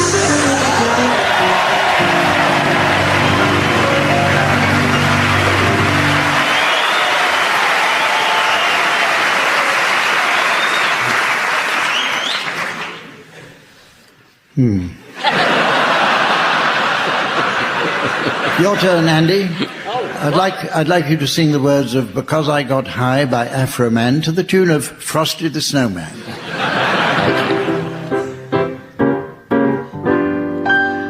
I was gonna clean my room until I got high. I was gonna get up and find the broom, but then I got high. My room's so messed up, and I know why. 'Cause I got high, 'cause I got high, 'cause I got high. I was gonna go to class before I got high. I could have cheated and I could have passed, but I got high. I'm taking it next semester, and I know why. 'Cause I got high, 'cause I got high, 'cause I got high.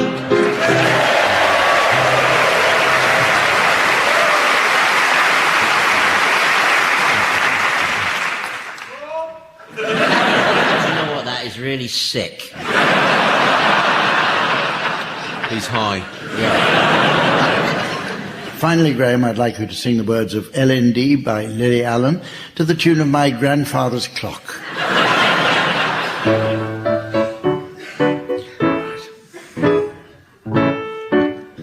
Riding through the city on my bike all day, 'cause the filth took away my license. It doesn't get me down, and I feel okay, 'cause the sights that I'm seeing are priceless. Everything seems to look as it should, but I wonder what goes on behind doors. A fella looking dapper, but he's sitting with a slapper. Then I see it's a pimp and his crack whore. Laugh, you might frown, walking round London town. Sun is in the sky, oh why would I wanna be anywhere else? Thank you.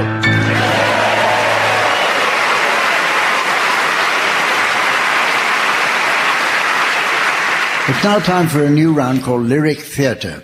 By the way, I see that Cliff Richard has been campaigning recently for the extension of performers' rights because he won't get royalties when radio stations play his records from 50 years ago. You shouldn't worry.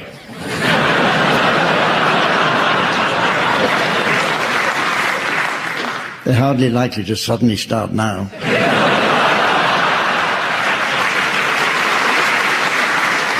Okay, the first team will assume the role of two characters in a drama. However, one of the characters has an odd affliction that means he can only speak through the medium of song lyrics. So, Jack and Andy, you can start. Off you go. Mr. Thompson, thank you for coming in. What's it all about, Alfie?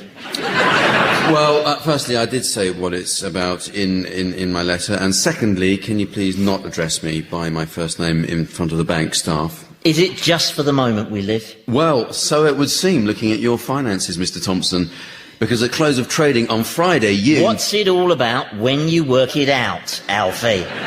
Well, I have worked it out, Mr. Thompson, and it's about £8,000 worth of overdraft. That's what it's all about. And again, please don't call me Alfie. Are we meant to take more than we give? Well, clearly that's your philosophy, Mr. Thompson. Or are we meant to just live? Well, you seem to be doing a lot more than just living. £3,000 on call, girls. I believe in love, Alfie. Is that what you call it? Without true love, we just exist. Yes, but... Until you find the love you've missed, you are nothing. You're not very good with boundaries, are you, Mr. Thompson? Alfie! All right, that's it. Get out.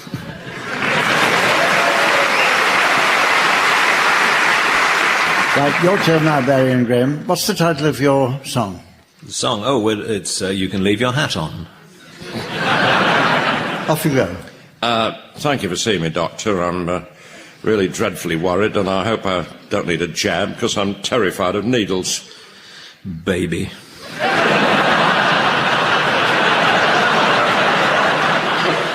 Take off your coat. Yes, of course. Real slow. Yes. Oh! It hurts when I move my arm. Baby. Take off your shoes. I've trouble reaching my feet. I'll take your shoes. It hurts when I bend over. Baby. Take off your dress.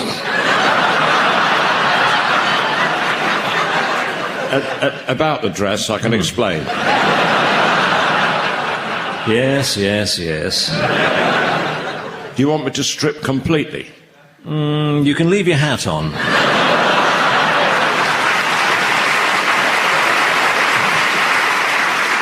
I'm sorry? You can leave your hat on. Did you say I could... You can leave your hat on. I'll leave it on then. I'll just sit here, shall I? Go on over there and turn on the light. The light? There we are. No, all the lights. Oh, it's a bit bright. Now come back here and stand on a chair. Stand on the chair? Yes, that's right. Okay. Oh. Raise your arms up into the air and shake them.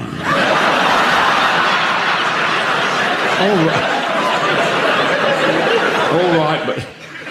Doctor, what are you doing with that shotgun? You. Give me a reason to live. What? You. Give me a reason to live. Stop pointing that gun at me. Look what is going on. Why am I standing on a chair, waving my arms about, stark naked apart from my hat? Why? They don't know what love is. What? I know what love is.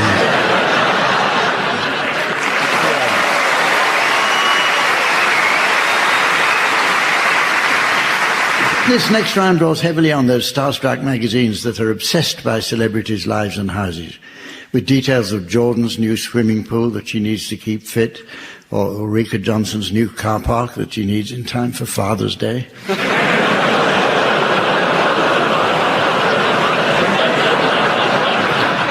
Okay, I brought along for you today the words of Victoria Beckham, culled from various newspapers and magazines. However, occasional keywords or phrases are missing. Your task, teams, is to suggest what the original wording might have been. I already feel so much happier being in Los Angeles. David has no regrets. The decision to move here was very much about what would be good for everybody in the UK.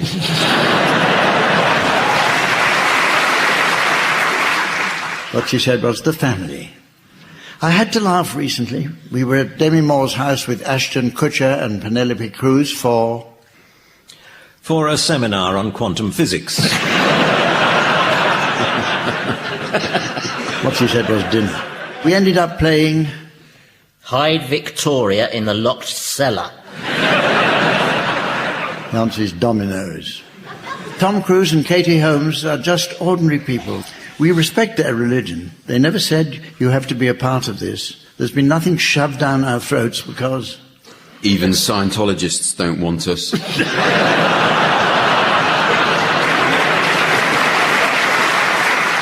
we said, well, friends don't do things like that. People look at me and David and they see fashion, they see family, they see the time, and then they make their excuses and leave.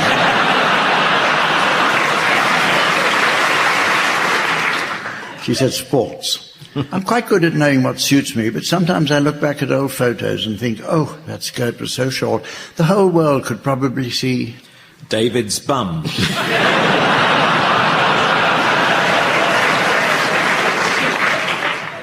She actually said my knickers. I know, isn't it awful? The worst outfit I ever wore was when David and I went to a Versace party wearing matching vacant expressions. Gucci leather outfits. David's definitely the one who's the footballer.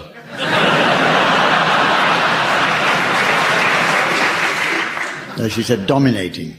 I'm faithful to my husband. In my life, I've only slept with 3 types of men. Tall, short and medium. Well, the men was right. We went out to dinner one night and we got pictured. And the next day the headline was Tube strike off.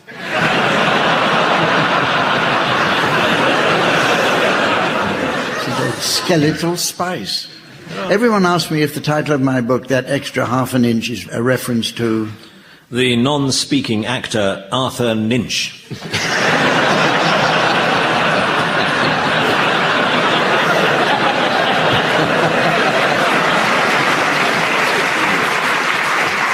What she said rather delicately was men's parts. Crumbs. Arthur often played men's parts. Our boys are phenomenal. Romeo's so into his looks, it's something else. He'll say, Mummy, I want to wear one of those veils that Michael Jackson's children wear. She said, this hat with this outfit. I'm so grateful for the Spice Girls. Emma came in with those pigtails. Jerry came in with the red hair and the big boobs and the little tiny hot pants. And Melanie B really was scary. And the sporty one was always fantasizing about sleeping with Barry Cryer.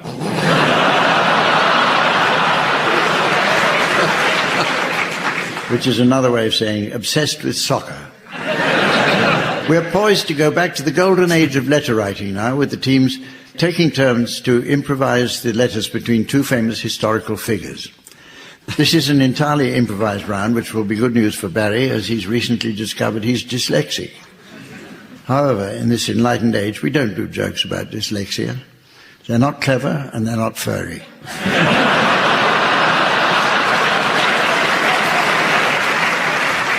So get thee behind me, Santa. Okay, teams, I'd like you to take in turns to improvise the correspondence between 2 famous historical figures. Jack and Andy, I'd like you to start by composing a letter from Galileo to the Pope. and then Barry and Graham will come up with the reply and so on. However, the challenge is that the letters must be constructed by each panelist alternating one word at a time. When I honk, it's the end of the correspondence. Off you go, Jack and Andy.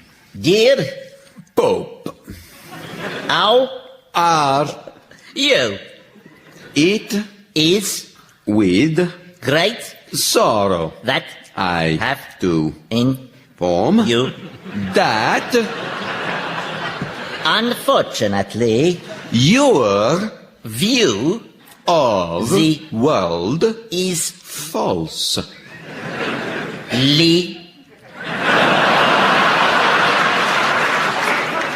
Misleading. Because I Galileo have discovered that the world goes around the sun every few days. So I would like to suggest that you change the religion to my view in the future. also God has not been around recently. So I suggest that you give it a miss.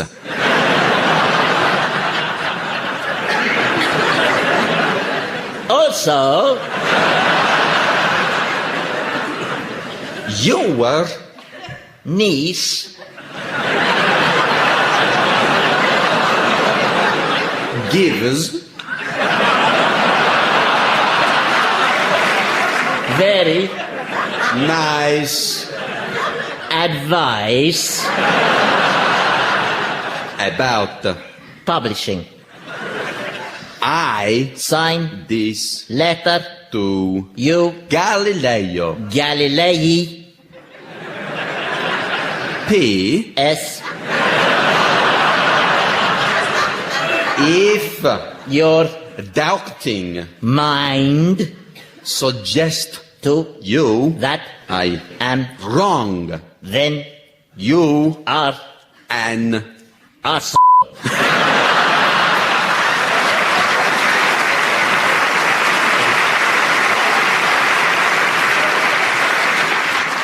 Okay, reply, Barry and Graham. Dear Galileo, may I suggest that you keep your mouth shut, especially during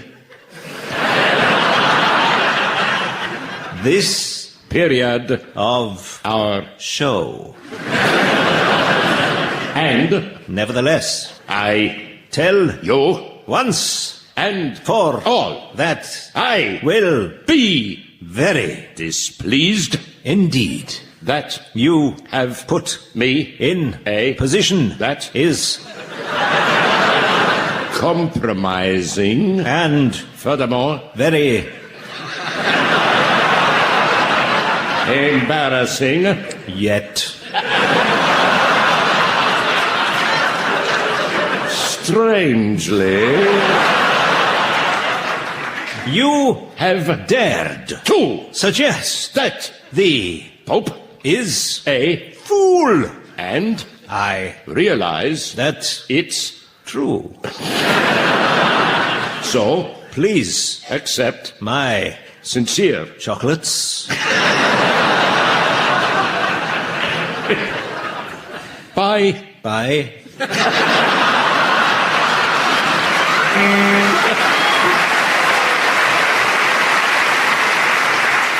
Well, I notice it's very nearly the end of the show, but there's just time to fit in a round of Butcher's Songbook. Samantha's off to see her gentleman friend at his high-class butcher shop. When she ordered her Christmas turkey last year, he offered her a range of sizes and a choice of male or female bird. Samantha says she was just very well satisfied after settling on an 18-pound cock.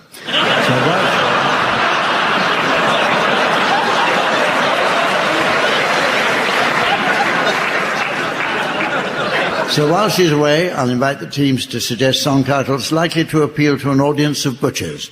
Graham, will you start, please? Hold it, flashbang wallop, what a pork chop. What a butcher, what a bit of calf. Goodbye, Mr. Chipolatas. All from Mary Poppins. Force feed the birds.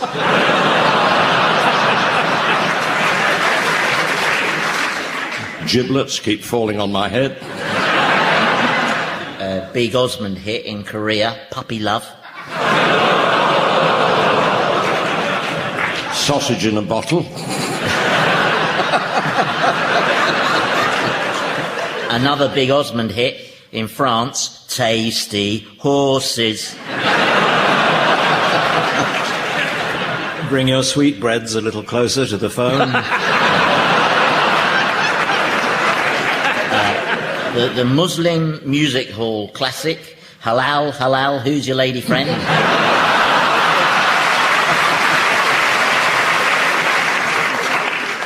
And so, ladies and gentlemen, as the Cabinet Minister of Time addresses the House of Destiny and the dodgy builder of fate bungs him another couple of grand, I notice it's the end of the show. So with that from the teams, Samantha, myself and the good folk here in Peterborough, it's goodbye. Barry Cryer, Graham Garden, Andy Hamilton and Jack Dee were being given silly things to do by Humphrey Littleton, with Colin Sell setting some of them to music. The programme consultant was Ian Pattinson and the producer was John Naismith.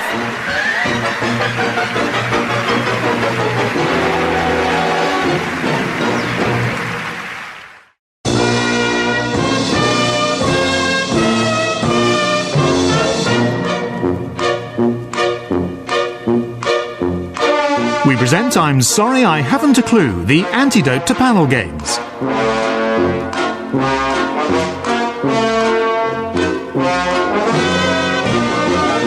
At the piano is Colin Sell, and your chairman is Jack Dee.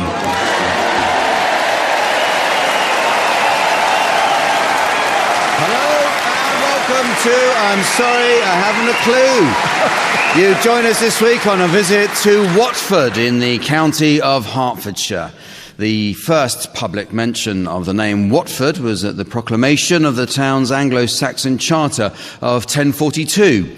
The second public mention was just now. Local man Fred Housego won Mastermind in 1980. The London cabbie from Croxley passed on only one question, which was, in monetary terms, what is the meaning of the word change?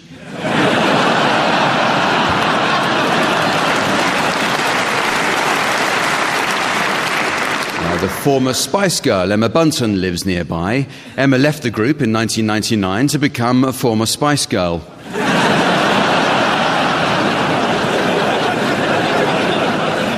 Watford is home to the British Literacy Skills Research Facility. Its senior practitioner, Dr. James Holland, was recently awarded an oboe for his work on dyslexia.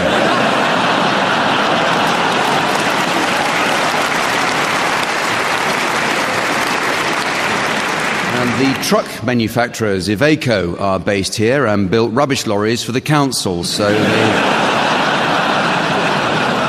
they lost the contract. Although Watford is very much a modern town, historians have recently unearthed evidence of a prehistoric tribe who became extinct around 3,000 years ago. But they weren't the last ancient people to die here. Let's meet the teams. On my left, Barry Cryer and Graham Garden. And on my right, Tim Brooke-Taylor and Andy Hamilton.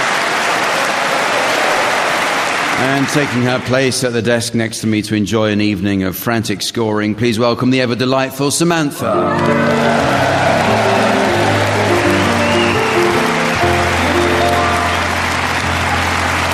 Okay, in this first round we'll be providing misleading advice, and it's going to be well worth a listen, if you get the idea.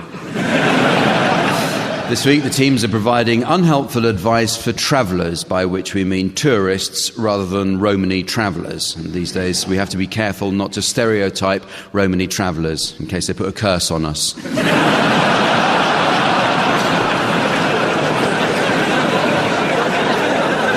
So, teams, your suggestions, please, of misleading travel advice for both this country and abroad. Andy, you can start. The campsite outside St Paul's Cathedral welcomes caravans.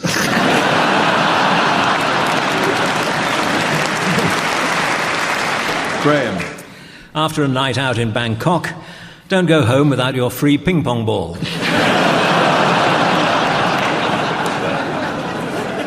Barry. English policemen are affectionately known as tit-face.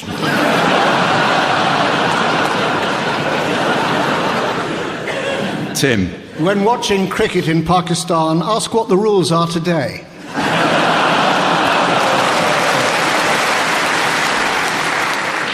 Women smoking outside buildings are prostitutes. Don't miss the London Olympics. Tickets on sale at the gate.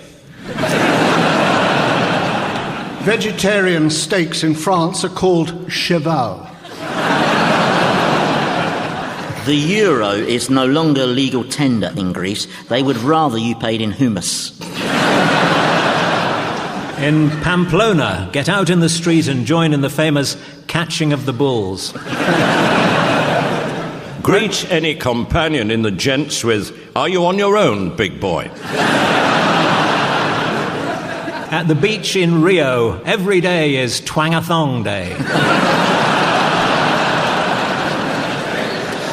The Muslim community in England can seem a little reserved, but they will soon open up if you do them a nice drawing of Muhammad.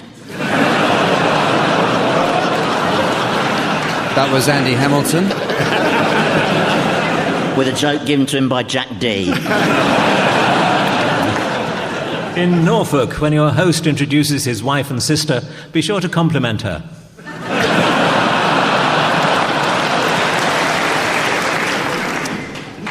Good, well, the teams are going to sing for us now in the round called One Song to the Tune of Another. Piano accompaniment will be provided by Colin Sell. Listeners will be interested to learn that back in the 70s, Colin produced Wings. Then salmonella broke out and his barbecue chicken stall was shut down. We'll start with you, Barry, if we may. I'd like you to sing the words of Rudolph the Red-Nosed Reindeer to the tune of Delilah.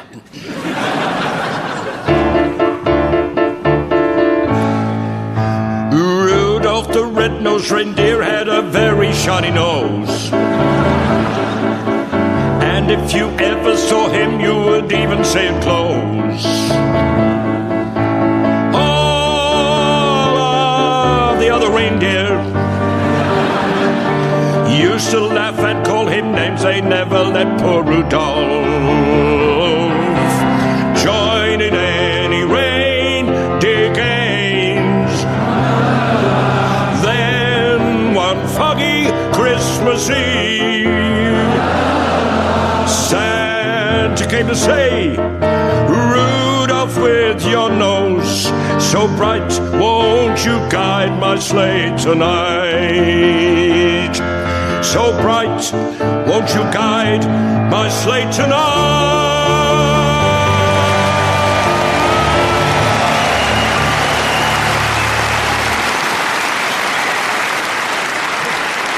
Oh, Barry Cryer singing with an oxygen mask on. Marvellous. So, you now, Tim, I'd like you to sing the words of Fight for Your Right to Party by the Beastie Boys to the tune of Danny Boy.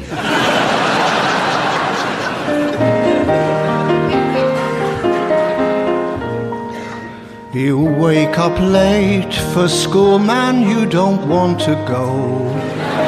You ask your mom, please, but she still says no. You miss 2 classes and no homework, but your teacher preaches class like you're some kind of jerk.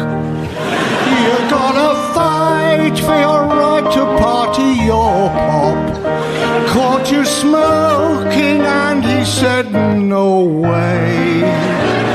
That hypocrite smokes 2 packs a day, man. Living at home is such a drag. Now your mom threw away your best porno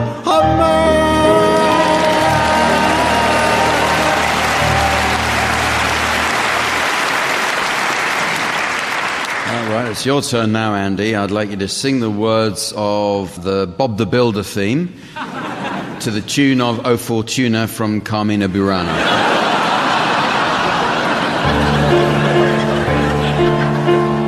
Bob the Builder, can we fix it? Bob the Builder, yes we can. Scoop, Muck and Dizzy and Rolly too. Lofty and Wendy join the crew. Pilchard and Bud, Travis and Spud, playing together like good friends should.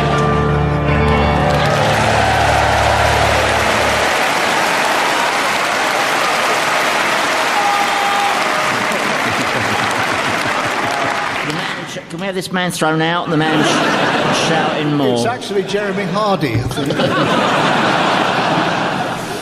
And finally, Graham, I'd like you to sing the words of Ain't No Sunshine When She's Gone to the tune of the Birdie Song. Ain't no sunshine when she's gone. It's not warm when she's away. Ain't no sunshine when she's gone. And she's always gone too long. Anytime she goes away, wonder this time where she's gone. Wonder if she's gone to stay. Ain't no sunshine when she's gone. And this house just ain't no home. Anytime she goes away, and I know, I know, I know, I know, I know, I know, I know, I know, I know, I know, I know, I know, I know, I know. Hey, I ought to leave the young thing alone, but ain't no sunshine when she's gone. Only darkness every day, ain't no sunshine when she's gone, and this house ain't a home. Anytime she goes away, anytime she goes away, anytime she goes away, anytime she goes away, anytime she goes away. That's enough of that.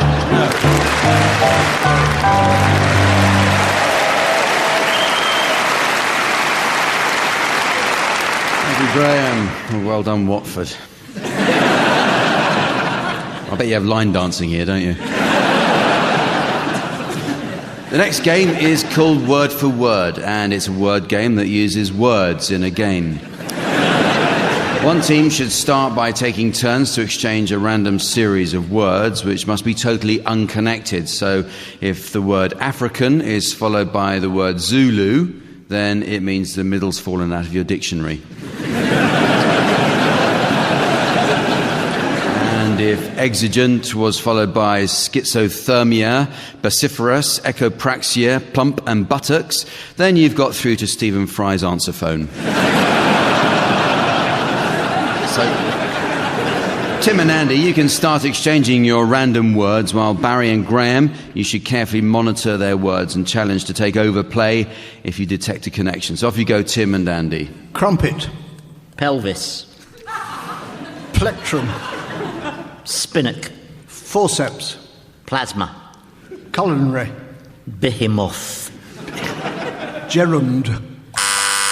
That was Graham's. Yeah, that was my favourite kids' programme, Jerome the Behemoth. Yes. On the radio, was it? Yeah. Yeah. I want a book token.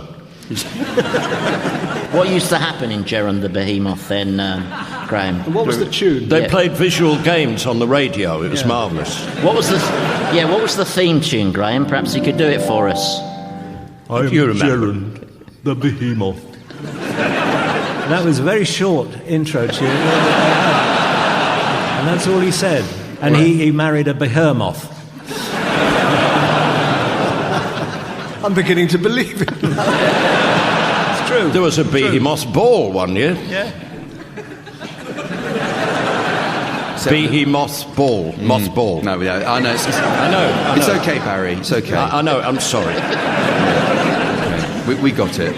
I'm a pioneer, really. So over to yes, you've won the challenge, Graham. I'm sure you'd be thrilled to know. I've forgotten the plot now. Yeah. Oh, Timmers. Hesitation.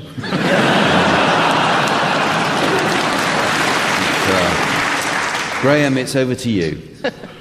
No? Yes, please. That was my word. Oh.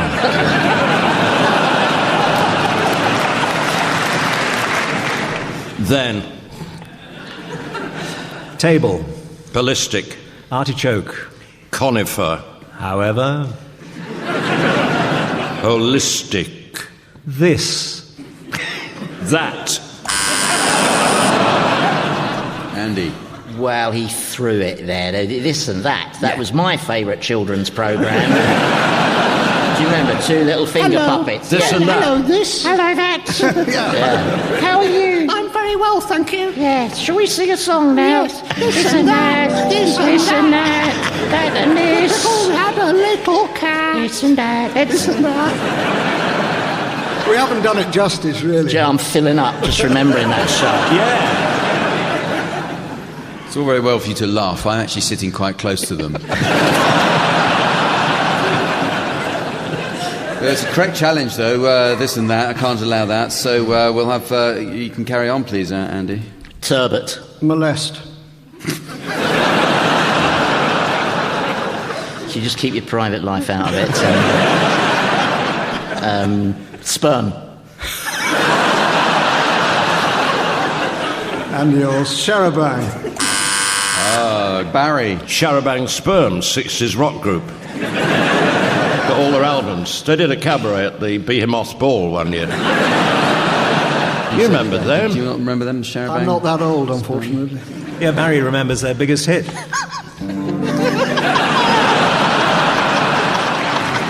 Share a bang, share a bang, share a bang, lend me your sperm. Share a bang, share a bang, share a bang, it's the end of term. Share a bang, share a bang, I wanna be a behemoth.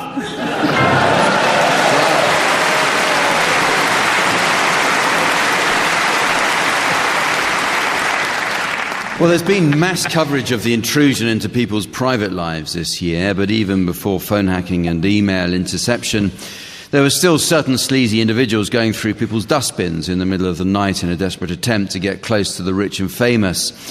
We spoke to one who we'll call Alan. It's not his real name. His real name is Barry Cryer.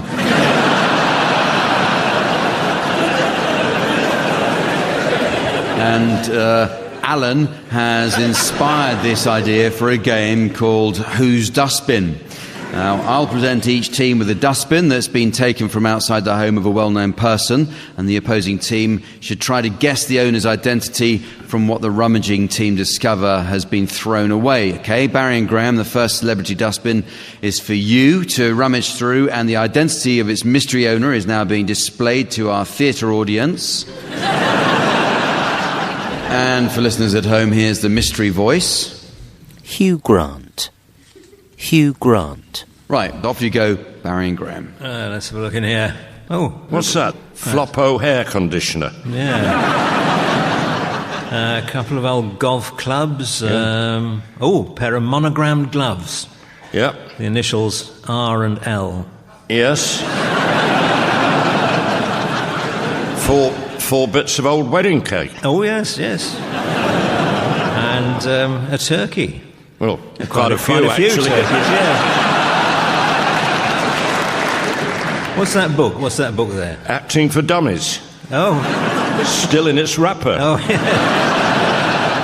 Yeah, and oh, look, a signed photo from this dusky beauty in Hollywood. Oh. That's that on the back. Is that a message? Oh, no, it's an invoice. Ah, yes.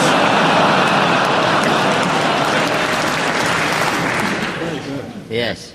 Is that our Prime Minister in the fictional world? Yes. Must be Hugh Grant. Really? Who, as a child actor, starred in This and That. Do you remember? I remember. He was the caterpillar, wasn't he? Hello, caterpillar. Hello. Oh, God, please make it end. Okay, your turn now, Tim and Andy. The identity of your celebrity dustbin owner will now be displayed to the audience. Well, here again is the mystery voice for listeners at home. James Murdoch. James Murdoch. Okay, start rummaging now, Tim and Andy. What's this? have a look. Oh, look. Oh, What do you got? Look, that's a diary, 2008 diary. Oh, yeah. And it says, important meeting with senior staff, though I wasn't there. Here's another entry, Tim. What's look. that say? Met with senior staff. Yeah. Asked to sign cheque Yeah. for £250,000. Didn't ask why. Didn't want to appear nosy.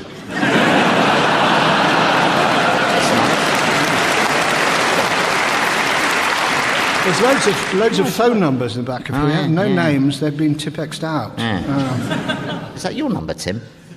Yeah, and my PIN number. Oh, Well, it was before I had to change it.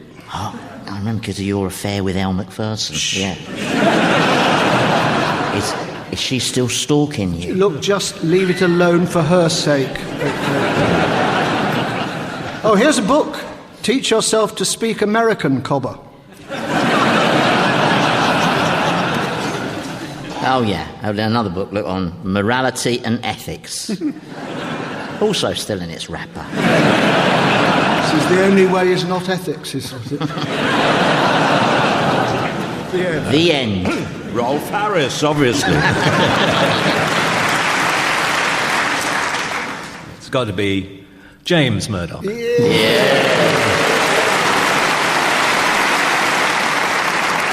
The next round's called the Cutting Room Floor and is specially designed to encourage fierce competition between the teams, as only the funniest contributions will make it to the air.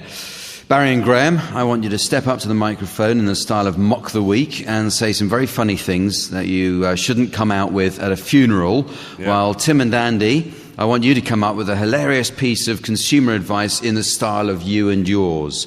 So make your efforts hysterically funny, remember, or else they'll end up on the cutting room floor. Off you go. On to the next round.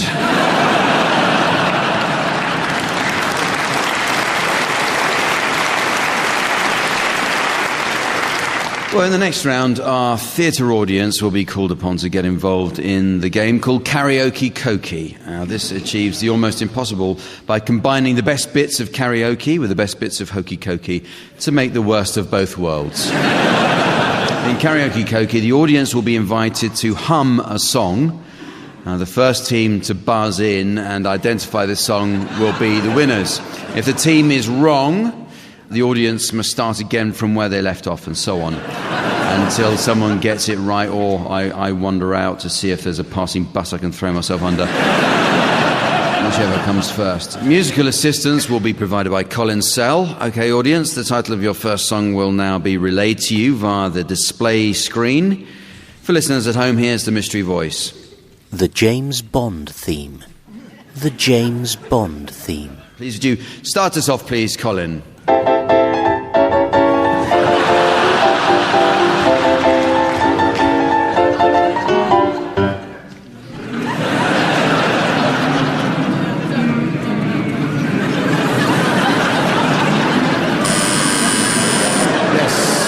Andy. I've no idea what it is. I just want it to stop.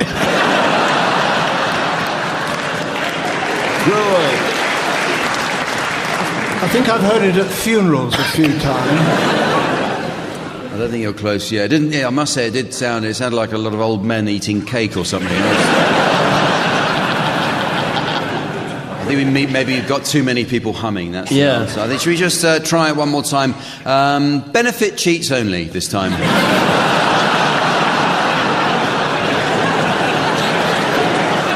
On the count of three, off you go. 1, 2, 3.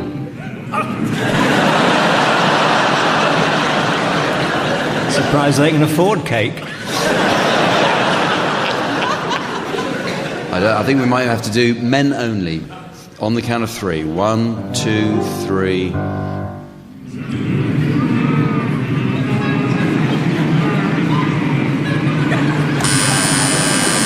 Andy. Well, I feel I'm descending into mental illness now. I have a feeling I detected the vaguest suggestion of melody in there, and I think it might be the theme tune from James Bond. Oh, well.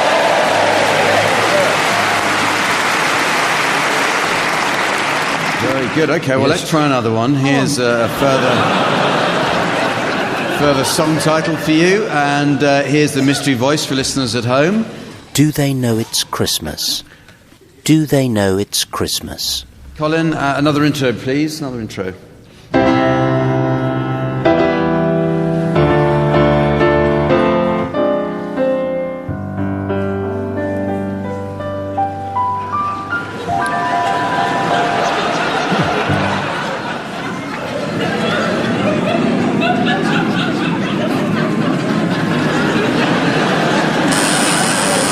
Andy. It's the flight of the bumblebee. But, you know when they get stuck in the double glazing? Yeah. It's that. I don't know what it was, but it seemed to be coming towards us, which was... I think maybe women only on the count of three, please. 1, 2, 3.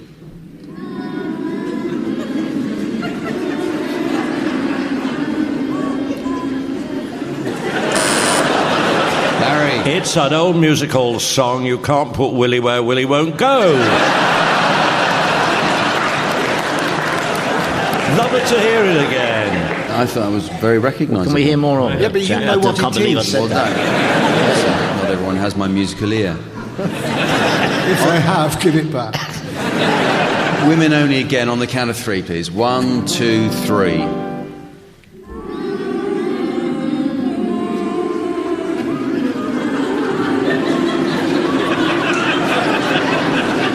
Give us your money.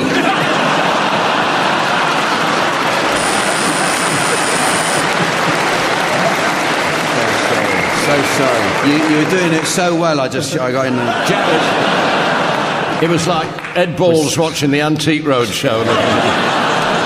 Was that the clue? That was the clue. Vera Lynn will meet again. Do they know it's Christmas? Yes, it was. Yes.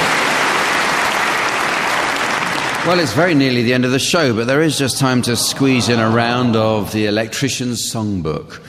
Samantha has to nip home early as she's got a recurring problem with faulty wiring, and yet another electrician is coming round to check her fuses. Samantha says she blows 3 or 4 a week in the cupboard under the stairs.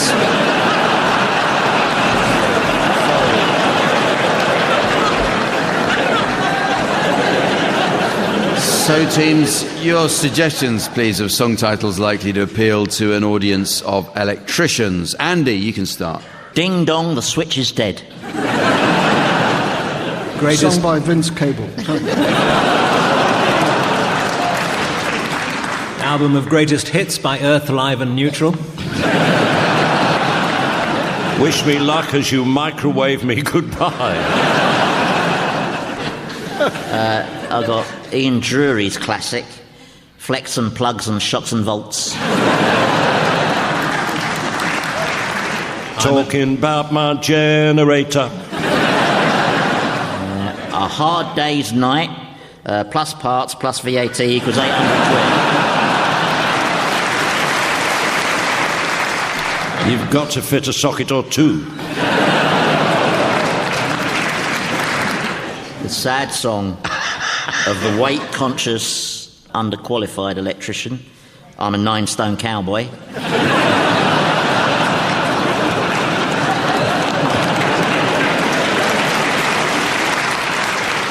Hold it, flashbang, wallop. Oh, sorry about that. Yes. And so, ladies and gentlemen, that is the end of the show. And what can I say? Well, with the best will in the world, I'd inherit everything. And with that, from the team, Samantha, myself, and our audience here in Watford, it's goodbye. Goodbye. Barry Cryer, Graham Garden, Tim Brooke-Taylor and Andy Hamilton were being given silly things to do by Jack D, with Colin Sell setting some of them to music. The programme consultant was Ian Pattinson and the producer was John Naismith.